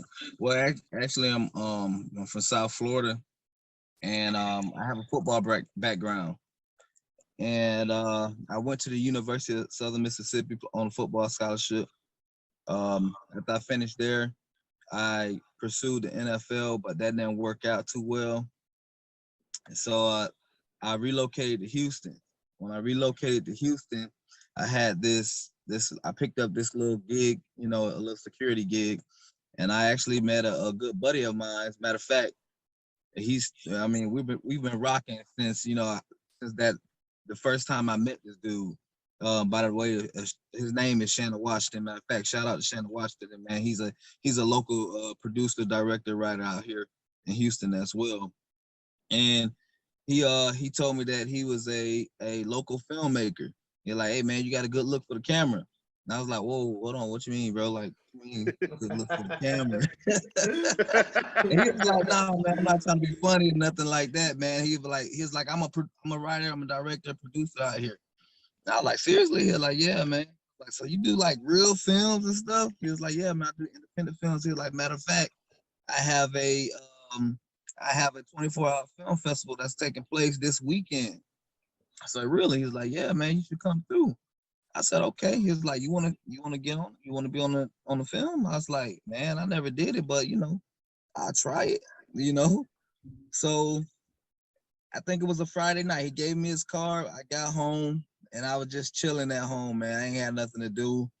And I just happened to look over on my counter. There his car was just sitting there. And I was like, man, let me give him a call, see what's up. So I called him and he was like, hey man, what's up, man? We down here on set. And I was like, I put the phone away. And I'm like, man, serious, you know. And so he gave me the address. I went down there and he introduced me to everyone. He was like, man, this is our set, you know. It's a little crazy. You guys know how it is on set. It'd be a little chaos out there, you know. And he was like, man, get in there. And I was like, get in there. He was like, yeah, just get in there. And I was like, man, you know, and I'm supposed to have lines or something, right? He was like, oh, man, don't worry about it, man. Just get in there, just, you know, and just ad-lib. Man, I was so green that I didn't even know what ad-lib meant, you know? So I was like, man, you know, like, what does that mean? Yeah. He was like, man, whatever comes to your mind, just say it. And I was like, all right, cool. And so I got in and I was playing the best friend of a dude. He was going through it. Like, you know, his girlfriend broke up with him and it'd been like weeks. And so what I said, I said something crazy, right? And they was like, cut. So basically what I said, I was like, you know what? I said, like, I know what you need. And he was like, you know what I need? What's that? I was like, you need some panties. So they said, cut. And I was like, oh, snap. Like, man, they about to kick me out of here. They bust out laughing. They was like, oh, you know, I was like, oh, okay, well, what's going on? They was like, yeah, that's funny, man. And then it's like, man, you a natural. So after that, man, little did I know it was an agent sitting around on the set watching, and she introduced herself to me, and it took off from there. Just to give you like a little small snippet of how my career started. After that, man, I want to say my very first audition, I auditioned for a Denzel Washington movie called Two Guns. I don't know if you guys heard of that. Yeah, I saw it. Yeah, I remember that movie. That was my very first audition that I auditioned for. And then after that, my very first project that I got picked up on was Popeyes. And that was that was shot in New Orleans. And that was a very great experience for myself. And after that, man, I found myself in New York City auditioning for some major television shows, you know. I didn't know how I got there. I mean, honestly, only thing I could say it was all God. You know what I mean? And I guess you could say I got bit with the acting bug, and 11 years now, you know, here I am. You know, this is a full career for me. So, you know, that's how I got started, you know, and that's my little story there. Oh, that's good, man. That's good. What would you say has been the most influential piece of advice that you've gotten along your journey in acting so far that helped you along the way? You have to have thick skin in this business. A lady named Ruthie Aguilera. I had met her actually, and New Jersey. Well, no, I met her here in Houston. They flew me out to New Jersey with her, and she ended up being my coach. And she said, if you want to do this business, you have to have thick skin in this business, because you're gonna get a lot of no's, but you're gonna get that yes. When you get that yes, it's gonna be worth it. It's gonna wash away all those no's, which is very true. Mhm. You know, because people are gonna be very, people are cruel, man. Man. You know, very, and they're gonna hurt your feelings, and and a lot of times you're gonna do a lot of these different auditions. You're gonna come across these projects, and you're like, dang, I nailed it. I know I did a great job. This casting director's gonna be like, man, you did a great job, good job, right? And you say, okay, well, I'm gonna wait for my phone call. And you never get that call. Like, man, I auditioned for Tyler Perry over 40 times, literally Wow. over 40 times, and I never got the call. I got callbacks, but I never got the call saying, hey, boom, you got it. And I just got a audition for BET. So now, once I do an audition, I have a forgetful memory. So whenever it comes back, I'll be like, oh, okay, cool. Let's work. But other than that, man, I leave it alone. But at that moment, I can say another great piece of advice that she gave me: when you're auditioning and you have the role to audition for, that's actually your role then. So nobody can tell you how to do that or how to perform that role, because it's yours. At that moment, that role is yours. You know what I'm saying? So you own that then. Then after that, you give it back. And if they like it, they like what you're bringing. If you fit the character, the specs and everything, then you guys gonna collab. And then what's for you is for you, you know. But that was the best piece of advice for me, that I've always carried throughout my career. How did you and Eric meet up? Me and Eric met, I want to say me and Eric met probably back in 2015, actually on one of his sets. The name of the series, man, what was the name of it? It was a short film. It was like Eric had created this, he created this short film, and it's right at the tip of my tongue, man. I can't even remember it. But anyways, yeah, he created this, it was like an action film. Mhm. And it was on his set actually, and another guy named Greg, RIP to him, he passed away I think about last year. Me and him, we played side by side as cops. So yeah, we collabed on his show, and then after that, O'Shea was already in the making, and Greg that passed away, he was the original O'Shea. And what was told to me, that Greg went to Eric and he was like, hey man, that's the O'Shea right there. I would like to step down and give him that role, because I know he can carry that a lot better. So that was a very selfless act of Greg. I don't know how many people would do something like that, man. That was a real stand-up guy. Yeah, man. I agree on that, man. And I know y'all shared that with us in the events that we were a part of. Right. And like I said, RP, to Greg and Hearts of Prayers, his family. I know that happened during that time, but always got to pay respect to the ones that were, give respect to us. So, the words of Chadwick Boseman when he was speaking to Denzel, let those who get watered be watered, man. And it's also crazy to me that you saying that you tried for Tyler Perry's, and went to New York and everything, and it's always crazy when you hear about the Jim Carreys, or when the Denzels, or the other actors, well-known actors, when people said they passed them up, and then we see their body of work and what they have done.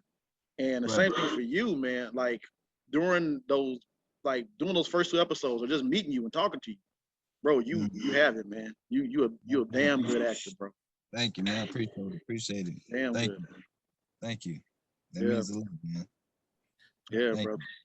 I can remember the first set I was on was when you all were downtown shooting the scene. And Nah. I could just remember from the director to the star of the show, you all walked around and spoke to everybody that showed up, and thanked them for coming out, and that says a lot, because Yeah. not a lot of people do that, and the type of energy that you all have on set of the O'Shea series is really good, and it's a positive vibe, and I think it makes for a good environment to thrive in. Can you speak to more to just how it is on set for you, the type of like what do you do when you get prepared to come to set and deal with so many different personalities? How do you manage all that? Because you take on several roles other than just acting, and so like, what is your process for just dealing with everything and bringing that energy? I've learned a lot from my past experiences. I never forgot. I could use one for instance that really stuck with me, and that was when I was on the set of Taco Cabana. Mm. I was actually a extra on that show, on that commercial, and I think it was in the winter time. Actually, we shot in the winter time. We actually shot out there in San Antonio, right? And it was very cold outside. And during that time when we were shooting, whenever they would break, they wouldn't let the extras inside the building to get warm, or they wouldn't let the extras inside the trailers with the other stars, or if they were union, things like that, right? But they come out with the food, and the food would end up getting cold, because we're standing out there in the cold. And I was sitting there and I was like, man,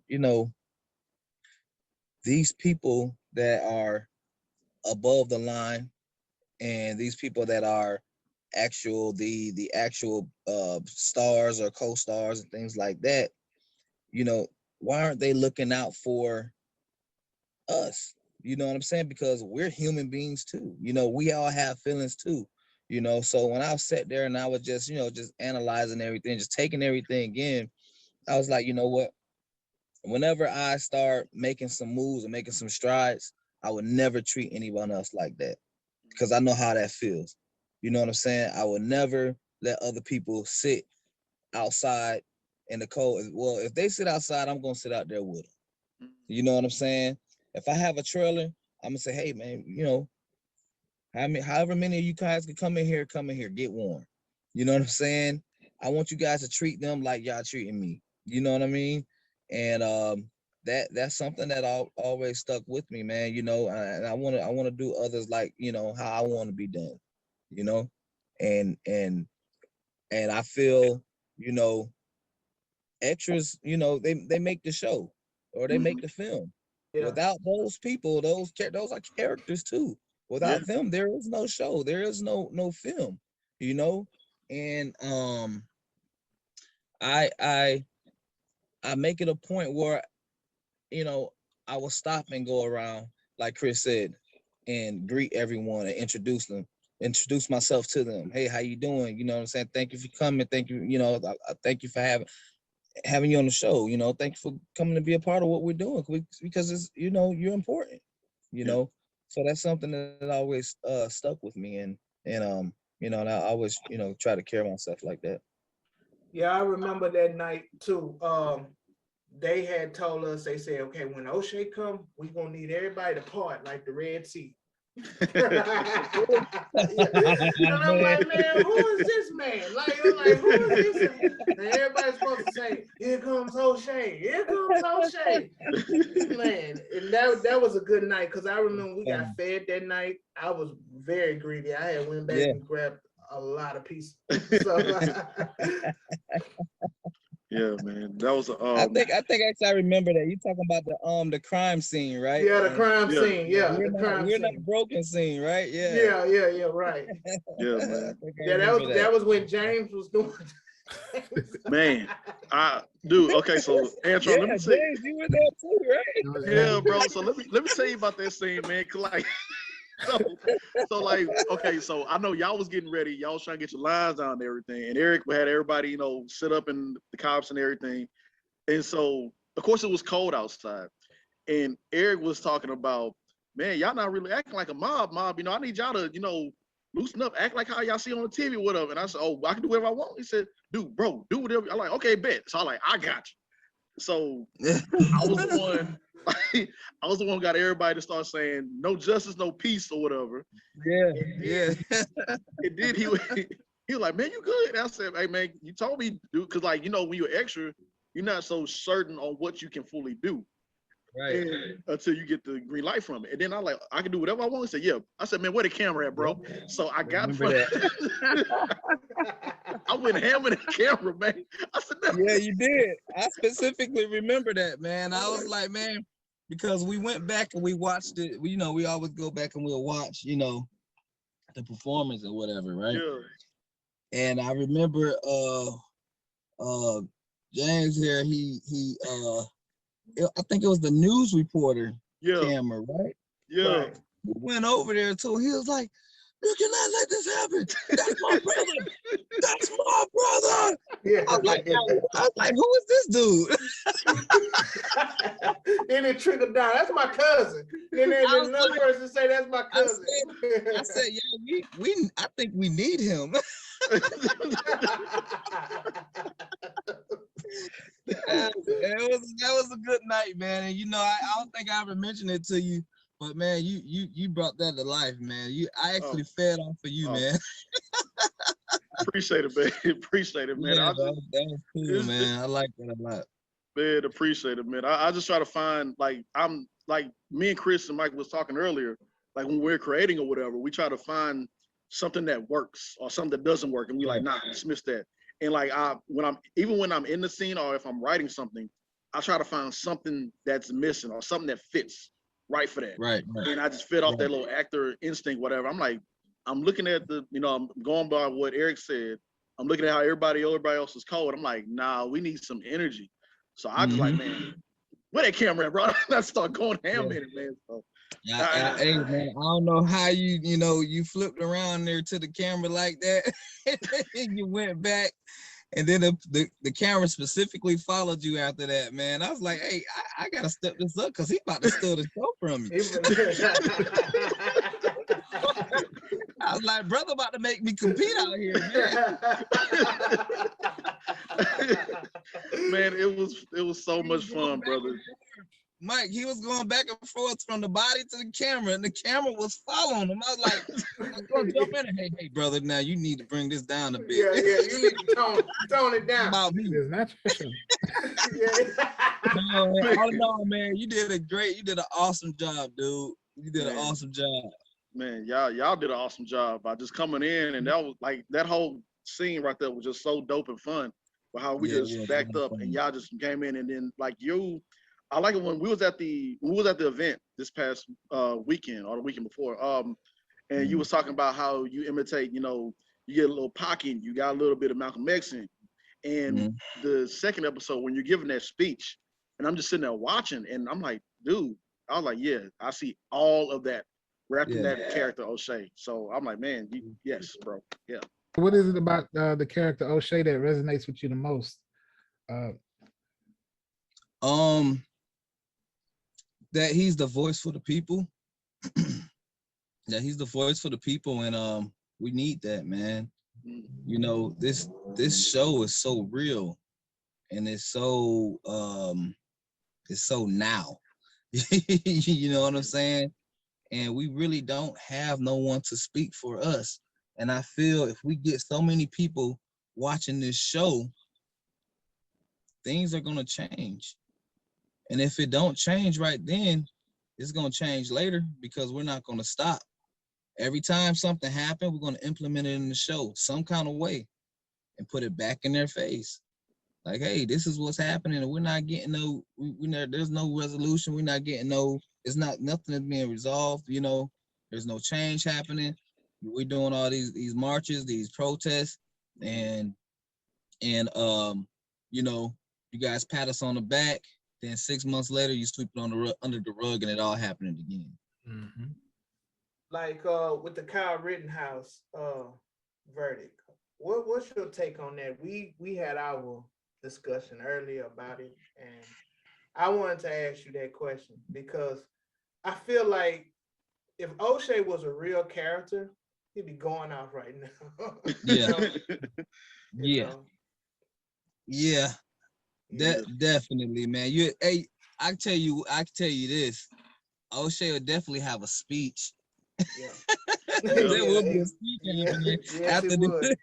after the verdict came out. You know, there will be a speech. I will be gathering everyone up to give a great speech. And my heart goes out to the family that lost those victims. You know, and yeah, man, I think things should have been a different type of way, man. That definitely make me feel some type of way, you know, especially when it's presented right before our eyes. And then you stand there and you're watching this person break down and, you know, putting this award. Man, you should receive an Oscars for that, man. You know, Oh, man. Yeah, yeah, he really, you did should. he had a great performance. That's what I think, you know. Mm. And Yeah, I'm gonna leave it there. Yeah.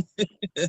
We understand, bro. It really takes the thoughts out of you. Like, don't know what really to say, because we said the same thing. We was like, Yeah. yeah, Yes. Now, had it been a different, you know, person pigmentation. standing there, Yeah. Yeah. Less Oh man. melanated. yeah, Oh. I don't think it'd have been. I don't think the verdict would have been the same. You know what I'm saying? I think it. Yeah. Honestly, I don't even think it would be televised. We're not gonna waste our time. We already know where this is gonna go. So. Yeah. Woo-hoo.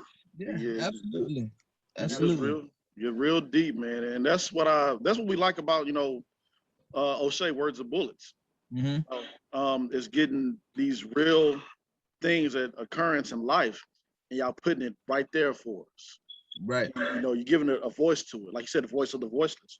And we need a platform where we can talk about these things Right. and, you know, figure this stuff out because it keeps happening over and over again.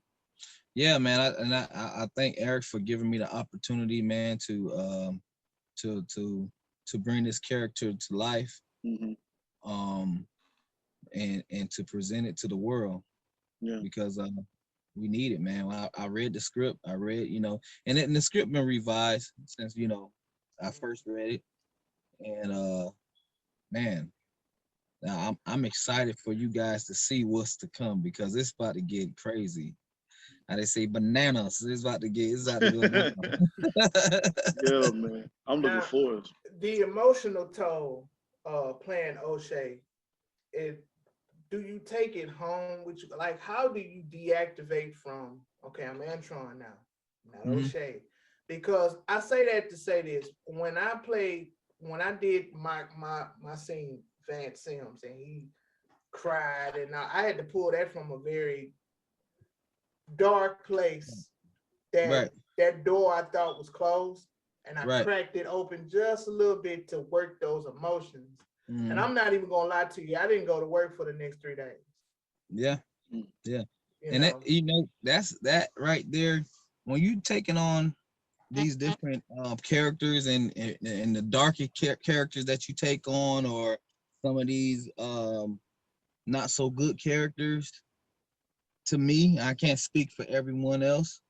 You know, I believe that those are spirits that you take on, yes, honestly, yes. right? So how I do it, me myself, I pray afterwards. Mm. And I just, you know, I ask God to release. I'm a believer, man. So, you know, I ask God to relieve me from it, you know. Um, and that's how I break away from, I separate Antron from whatever character that I'm playing, because man, I can go to a stage play. I've done stage plays as well. And there's been some characters where I had some real dark characters. Mm. And when I'm performing, I'm okay out there, but I know I'm someone else, right? But after I finish, that's when it all hits me and I'm weak. Like I'm Yeah, drenched. I'm like tired. yeah, I'm tired. And I'm like, man, I wasn't really doing anything. I was just up there like just going back and forth giving lines. It was nothing like rehearsal. You Yeah. know what I'm saying? But when you actually performing it, when you're really performing and you really go there, that's a whole nother realm you entered into. Because honestly, man, when I enter other places, I don't see what's going around me. I don't see no one. Like, that's why I don't get nervous when it's a lot of people while I'm doing a speech or I'm speaking in front of 2,000 people, because to be honest with you, I'm telling you the truth, I don't see them because I'm somewhere else. I go on the trends. You know what I'm saying? It may sound crazy, but you know, I go that deep. And when you go that deep, you have to come back from that. You got to find some kind of way to get to release that, because then it can become you. You know what I mean? Absolutely. And the best way that I know how to do it, and I pray and talk to God, and it releases. That's how I'm able to snap out of it and go into it. Yeah. You know, and then you knowing that it's a job. Right. Gotcha. Right. I agree, brother. I totally agree with you, man. It was something that Eric told us about you when you were about to read for O'Shea. He was saying, I can't remember everything verbatim. He was saying like it was a car ride or something like that, and he gave you the script. Or of course, you can correct me if I'm wrong. And you went over the script, and by the time it was ready for y'all to perform it, you had it like right there. Yeah. So to me, I'm like, man, like when I go over scripts, I'm trying to memorize something, I got to get a pen and paper out and I write, and then I go over it. Then I'll like, go back and forth to it till I memorize it and have it in my head. What are some of the things that you do to memorize lines? I don't try to. Don't try. I don't try to remember it. Yeah, I will read it. I will read the script or the scene, Yeah. and I get familiar and know what it's about. Yeah. And then I actually listen to what someone else is saying. So when I listen to what you're saying, it only makes sense, and it's only natural for me to respond that way. What this script is saying. So that's how I remember it, like that. So yeah, that's how I do it. That's a great tip though. And it's cool, man, because everybody got their certain ways. Because somebody asked me, how you memorize your stuff? I'm like, I just write. And then I go through it and I have it so embedded and I imagine it. Then I like, oh, and that's how it comes from me. And I just love hearing everybody's way. A lot of times, and another way it really helps me. Every line means something. I understand that. But the thing is, every line have to make me feel some type of way. And if I understand why I'm feeling that way, then I understand what's going on in the script, and I understand why I'm saying this. So it makes me remember it that fast. You know what I'm saying? That's dope. So, yeah. I just break it all down, man. Yeah. You gotta be a student of it too, man. Oh yes. Hell yeah, man. Hell yeah, brother. So with all that being said, man, so I know it's a lot of projects you've been a part of. What was the most craziest or the most fun project you've been a part of that you just had? You was like, man, this is it. This is fun. Name one of them or a few of them that you've been a part of? I love O'Shea. Let me say that I love O'Shea. Oh yes. because of how close knit we are. You know what I'm saying? We're really laid back on set.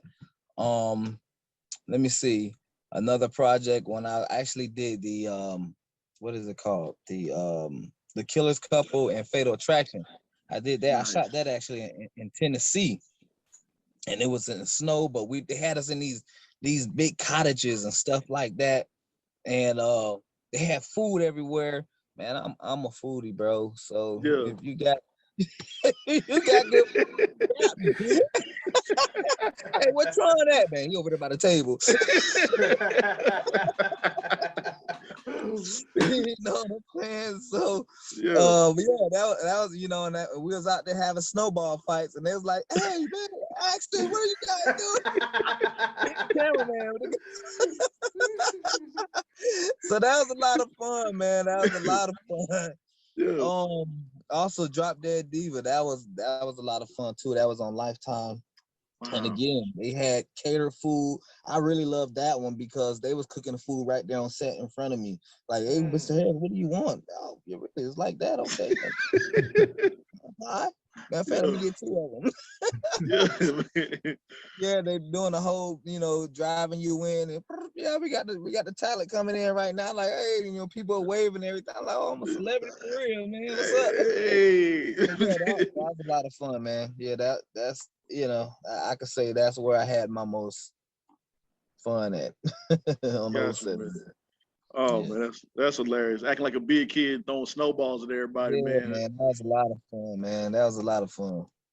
They Yes, say sir, when you don't when you love what you do, you never work a day in your life. Yeah, it's very true. It's very true, man. Very true. And, I remember when I first started, I used to tell people like, man, look, I can do this all day and all night till I fall out, and it don't feel like work, Yeah. it don't feel like work. And then when you have everyone else around you loving the same thing and they're loving it too, and it's gonna make the project that more exciting, and it looks that great on camera, man, it make it that much, better for everyone. It's easier, and so yeah, just surrounding yourself with that great energy and stuff, man. Yeah, I agree, brother. And I love your story, man. How like you said, Florida kid. Somebody told you like just go ahead, get on in there, and we Yeah, we never really. You always hear stories about that. Like some people like I just got in there and just started acting, but your right, story is so dope because you like you said you were so green, you don't know this and that, but you just went right, for it, and caught that bug, and then where you at now, you've been on set and professional sets, and you getting right. that taste of celebrity, of how it feels to be on set and how you carry yourself. What I was gonna ask, I was gonna ask you, what was your position in football, man? Because it seemed like you have that natural born leadership mentality, the way how you I, carry yourself. I was a safety in college, Okay.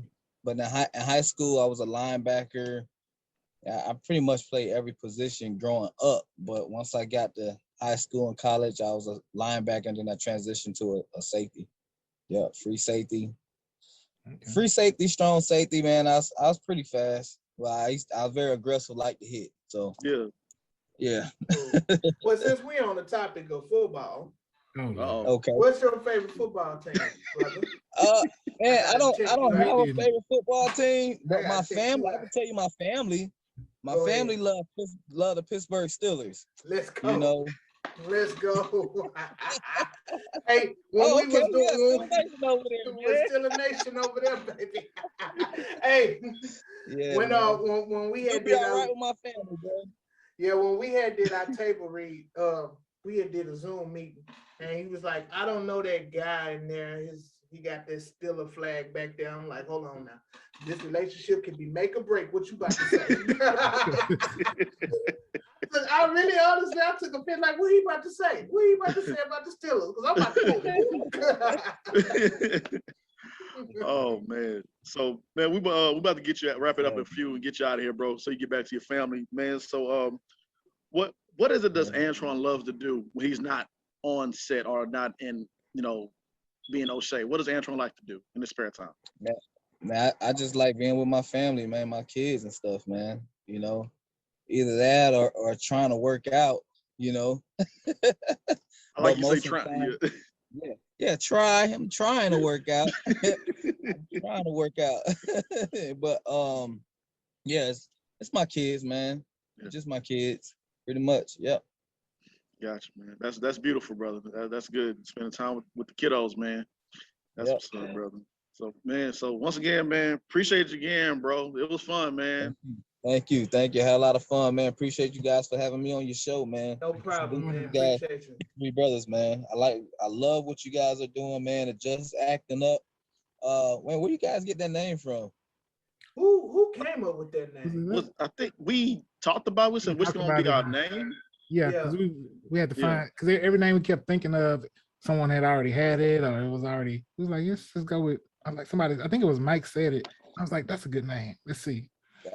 That's a very catchy name, man. I love it, man. I love the animation and everything, man. That's dope, bro. That's dope. I like it a lot. You guys keep going, man.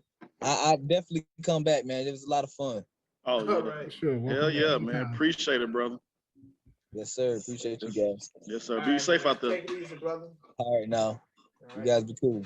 Yo, what's up, good people? My name is Antrone Harris. What you guys are about to get ready to see now is a few scenes, a few clips from the O'Shea Words of Bullets TV series. All right. Yeah, enjoy it. We've heard the screams of our brothers, our sisters, our mothers. If I have to fall so that he can fly, I'd rather sleep with my ancestors.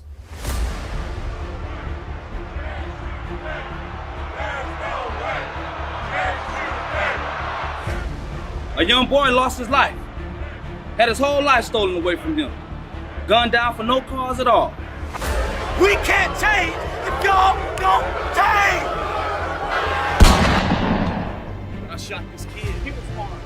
Father, gunned down right here in our community, we couldn't do nothing about it.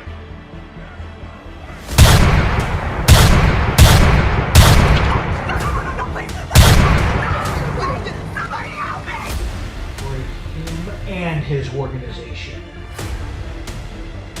Law and order is what matters most. The rest they want bullshit silence. What's your plan? You run for mayor.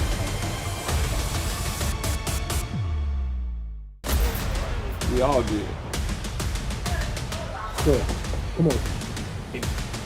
Your campaign, man? We have a goal. And he broke that goal.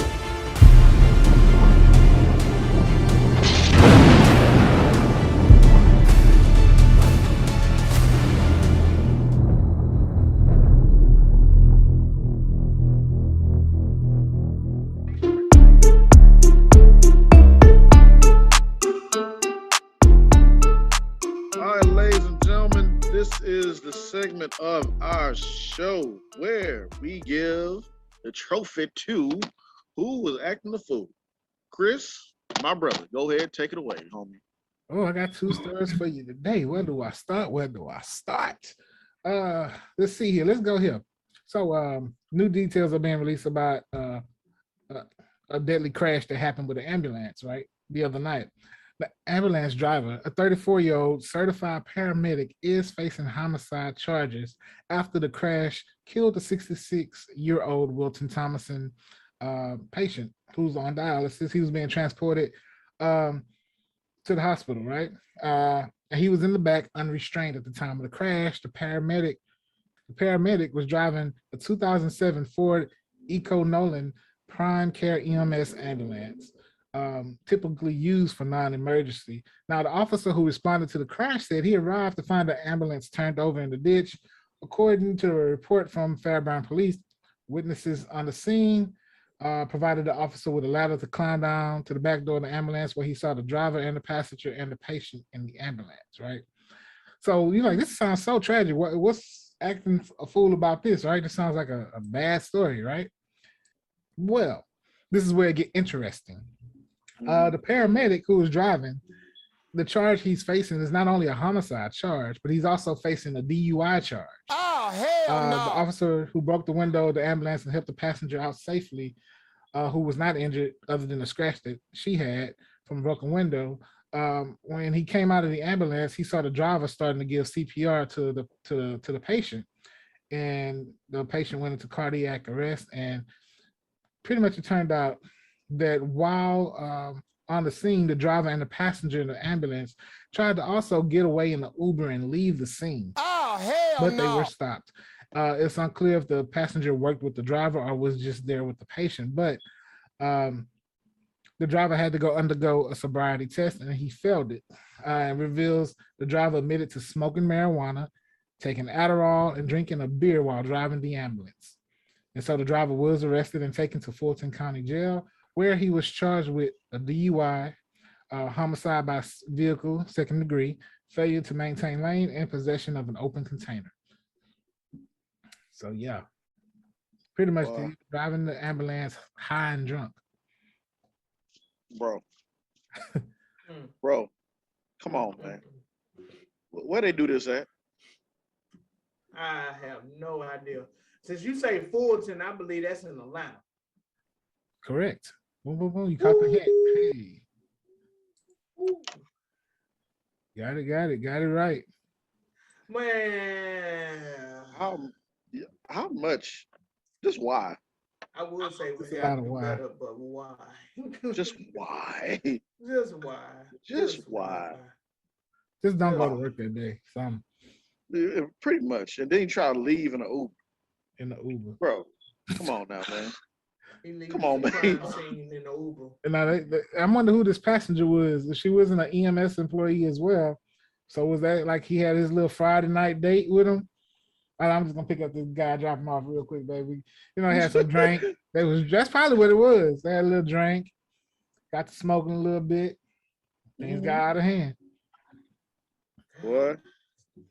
Somebody lost their life because of that. Idiots. The Straight decisions up they make. Mhm. But while we're on decisions, right? So we're gonna go to this other story. I don't know how to say this. In late October, right?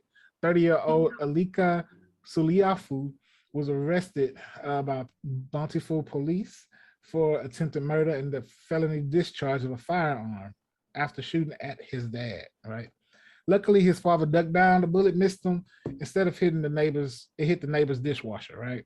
Saliafu, he could have killed his father over just receiving an order of chicken wings. Oh, That's what hell this is no. all about.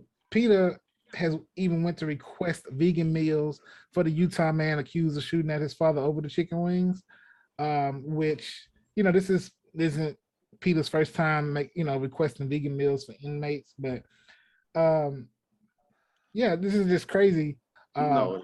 The Davis County Sheriff's Office was made aware by the media a letter that was submitted by Peter on his behalf to him to have vegan meals in jail. However, to request that the sheriff and the Davis County Jail use food or diet as a means of punishment and inappropriate and will not be entertained. So looks like his request is getting denied.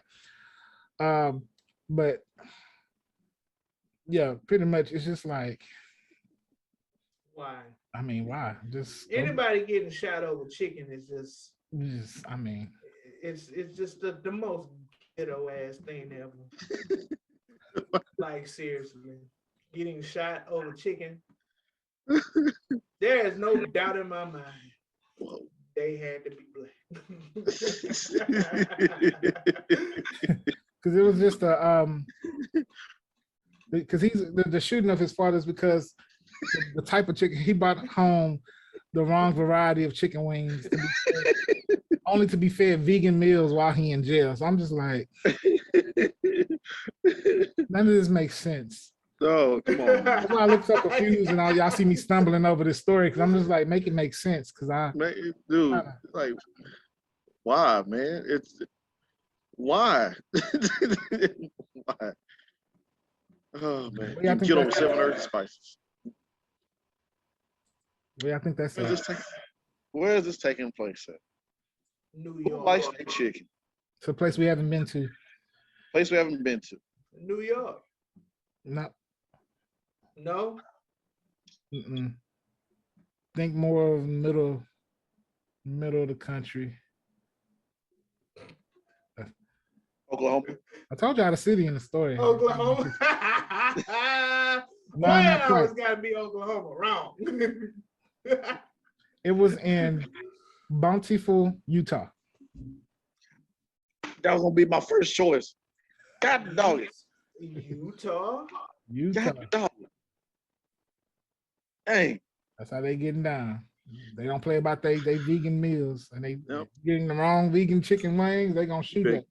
You better give me the right chicken. And it better be, that's another thing too about being vegan, man. When you go vegan, you haven't had meat for a while. And you know, when you want some food, like that hangry aspect really hits you hard. I've done vegan before. Brother, let the savage come out. Yo, look. Hey, some places don't know how to cook. Like you can't tell the difference sometimes. Yeah. Shout out the corny vibes. Yeah. When you find the right place, like, oh yeah, that's it. Oh man. Oh, some chicken. Boy, some chicken. Come on now. Goodness gracious, y'all. All right, y'all. We about to go ahead and get into the balancing act. Y'all stay locked in to the Just Acting Up Show.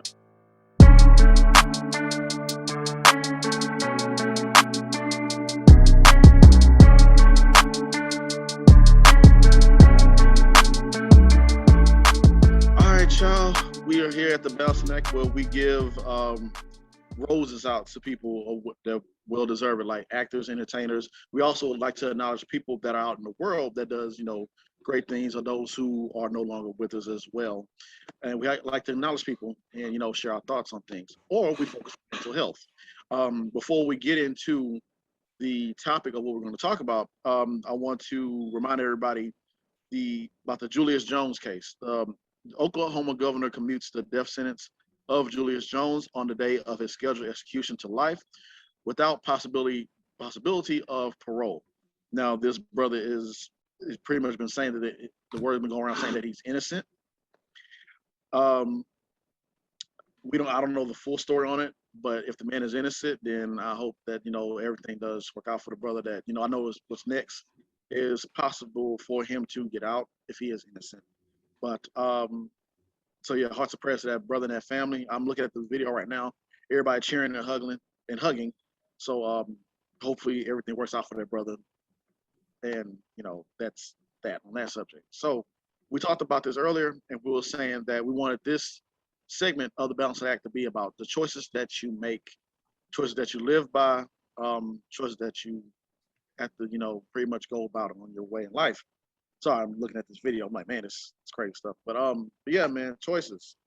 So with the murder of young Dolph, sad to say that this happened, and what has been going on for the past forever, since the beginning of time.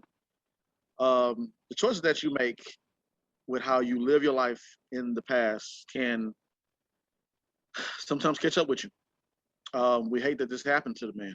We hate that it did. It shouldn't have happened, because the man was really, even though he was a rapper, even though he talked about the things he talked about, even though he rapped, and we love that, he went back to his community and would try to be an inspiration to others and try to help others, giving out turkeys, giving out money, spreading joy, because he know for that, he was once that kid that was, like Mike said earlier, he wished that, somebody that was in the position that he was in financially could just, give them a blessing, give them their break. We see it all the time in movies. We see it all the time, or hear it all the time in real life, where that person finally gets out of that, that scenario or that situation of that was holding them back, that crab in the bucket mentality. One of us finally break free and start living their life right and start giving back. But it's always that one, two, or multiple people that just hates on your happy, that just hates on the way how you live your life, because of we don't know what happened exactly, but somebody wants to come around and ruin your day, ruin your life, man. So you gotta be careful what you do.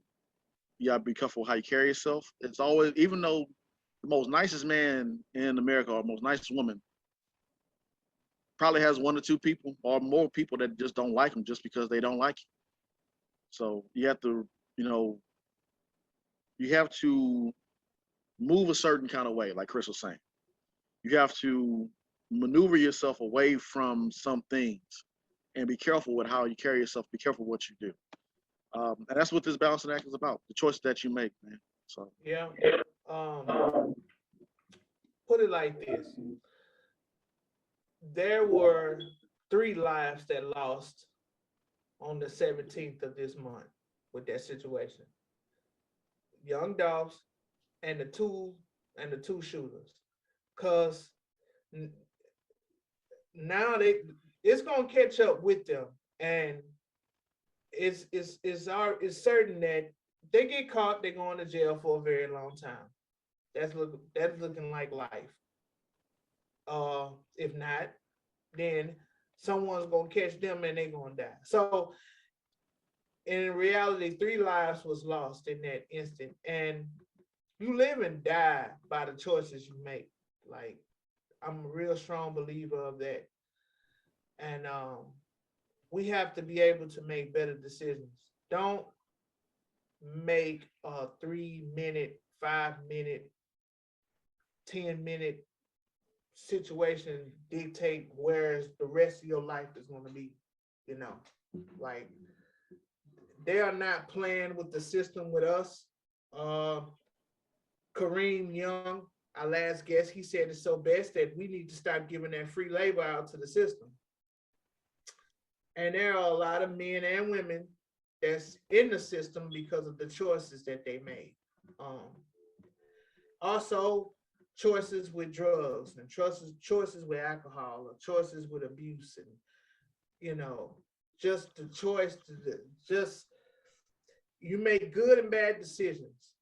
And every day there's someone that's making a decision, and their life either gonna go this way or that way, or that way, this way, and the third. And I am a strong believer that it doesn't matter. After a while, when you grow up, you can put it on, well, my mama wasn't there, or my dad wasn't there, or you know, I grew up in my I am the product of my environment. I hate that phrase because you're never the product of your environment. You just chooses to be the product of your environment, you know. And we got to stop blaming others for our actions. We got to stop that, you know. No matter what it is, if this is what you're doing, just expect the results to never change. That's kind of like insane. If you trying to get to somewhere and you keep going the opposite way, but you expect going the other way, no, it's not going to happen. That's not going to happen, you know. Yeah, To you're keep right, constantly keep doing the same thing. So I'm fumbling over my words because it's just I just hate seeing it. I hate hearing about it. You hear about it every year. It don't even have to be a rapper. It's just someone that every year is a person being shot, being killed. You know, just stupid decisions, and then you can't expect change to happen if you don't know your self-worth. And you know, there was a lady that had said, and I'm gonna let you go, Chris. It was a lady that had said after the shooting, she was there live on the scene, and she said that I blame Tennessee. I blame the Tennessee system. I blame them because they passed the law where they're allowing everybody to have guns now. You know, same thing with Texas. They passed the law where they're allowing everybody to have guns. And that's just not true for me because everybody had guns before they even passed the law. You understand? It's the decisions. Guns don't kill people. People kill people. That is a fact. You know, my favorite movie, my top 5 movie, Devil's Advocate with Keanu Reeves and Al Pacino. Al Pacino revealed himself as the devil. And he said that I do not make people do anything. I don't make you do anything. I put it out there. That's your choice. And that is an absolute fact. So. No, you speaking facts, brother. You know, it just comes to it's a scripture in the Bible, Galatians 6:7-9, where it talks about reaping and sowing. All right, you reap what you sow, and so it's like, you know, it's like you said, it's come back on you. You know, you put negative, you put hate into the world, it comes back on you tenfold. You know, whereas I wish people just put more compassion and love out there. You know what I'm saying? More support, more positive in the world. Let's sow more of that into the world, you know, instead of so much hate and anger, you know. And so that's all I'm gonna say on that. Just make better decisions. You know, don't conform to this stuff of the world, man, that just got us all in our feelings over nothing. You know, a man lost his life over what? You know, I'm sure there's nothing worth losing your life over. You know, I can guarantee you it was over something petty. You know. Yeah. So let's show more compassion. Let's give more compassion, more love. Let's put more of that out, more positive, more support, more love for each other out there in the world. Let's stop all this craziness. That's all I gotta say on that.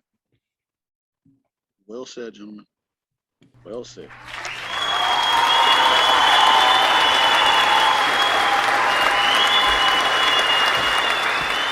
Clap it in, clap it in, clap it in, clap it in.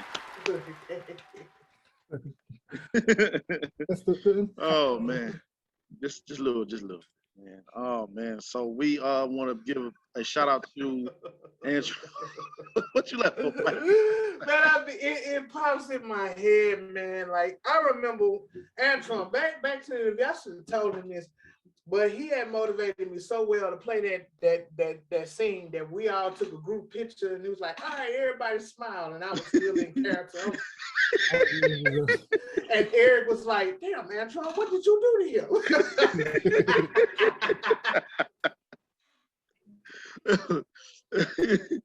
Oh my God, hey man, you in character, man. You in mode, bro. Well, Mike still. He was like, "Damn, Antrone, what did you do to him?" I'm upset. Oh man, that is hilarious, man. Oh brother, so shout out to Actor Harris, O'Shea, Words of Bullets. Y'all stay tuned for that. O'Shea as it get kicked off, man. It's great big things coming from us. So shout out to the O'Shea team. So thank you again, brother, for coming through, spending some time with us, sharing some laughs and what you have done and what you are going to continue to do, giving you your flowers and roses now, brother. This is it for the show, ladies and gentlemen, before Thanksgiving get kicked off. Woo, man. There's some personal things I wanted to do for, record some of my family members acting crazy during Thanksgiving. Please, let's be on time. He will be saying it. I know we're not. I'm about to ask, I have a feeling. I just have a feeling. I'm gonna have a whistle with me, and I'm gonna just blow the whistle every time I see somebody getting off task. Don't get mad at me. Violation. Oh my gosh, man. So, I'm not doing nothing. I'm going to go get food from the turkey leg hut that I am ordering. Like I don't care as long as they got some food. I'm gonna get it and bring it back home, and then that's about it. I'm not going over nobody's house. I'm not waiting for y'all for this, because this damn every year they add 2 more hours on the food being ready. So every year they add another extra hour. And man, my family, it'd be Black Friday we getting the food. The food ready is Black Friday. That shit over. Thanksgiving the 2020. Oh my gosh, man. I need to post that the week of next week. I'm gonna say, look, y'all get started. Y'all just prep right now so we can be finished on time, man. You know what? Since it is a Thanksgiving show, since it is the show right before Thanksgiving, what are y'all thankful for? What am I thankful for? Yeah, what are y'all thankful for? Oh.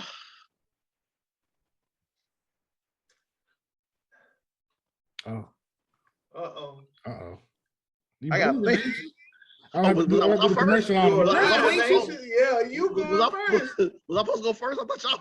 We was waiting on you. You act like you was about to answer it. That boy ain't got nothing to be thankful for. That boy ain't got nothing to be thankful for. Let me go first, James. Let me go first. All right. You go first. It's been a rough year for the Tolliver family. It's been, to say the least. They lost a couple of loved ones. And I'm just thankful to be alive and free. Amen. I'm thankful. Especially free. Jesus. Yeah, I'm definitely thankful to be alive, man. This year was quite a year, And I'm thankful for y'all, man. Y'all, we couldn't do this show without y'all, man. I appreciate y'all. Thanks for everybody who listen, follow, and subscribe. Thankful for y'all as well. Thank you. Thank you all.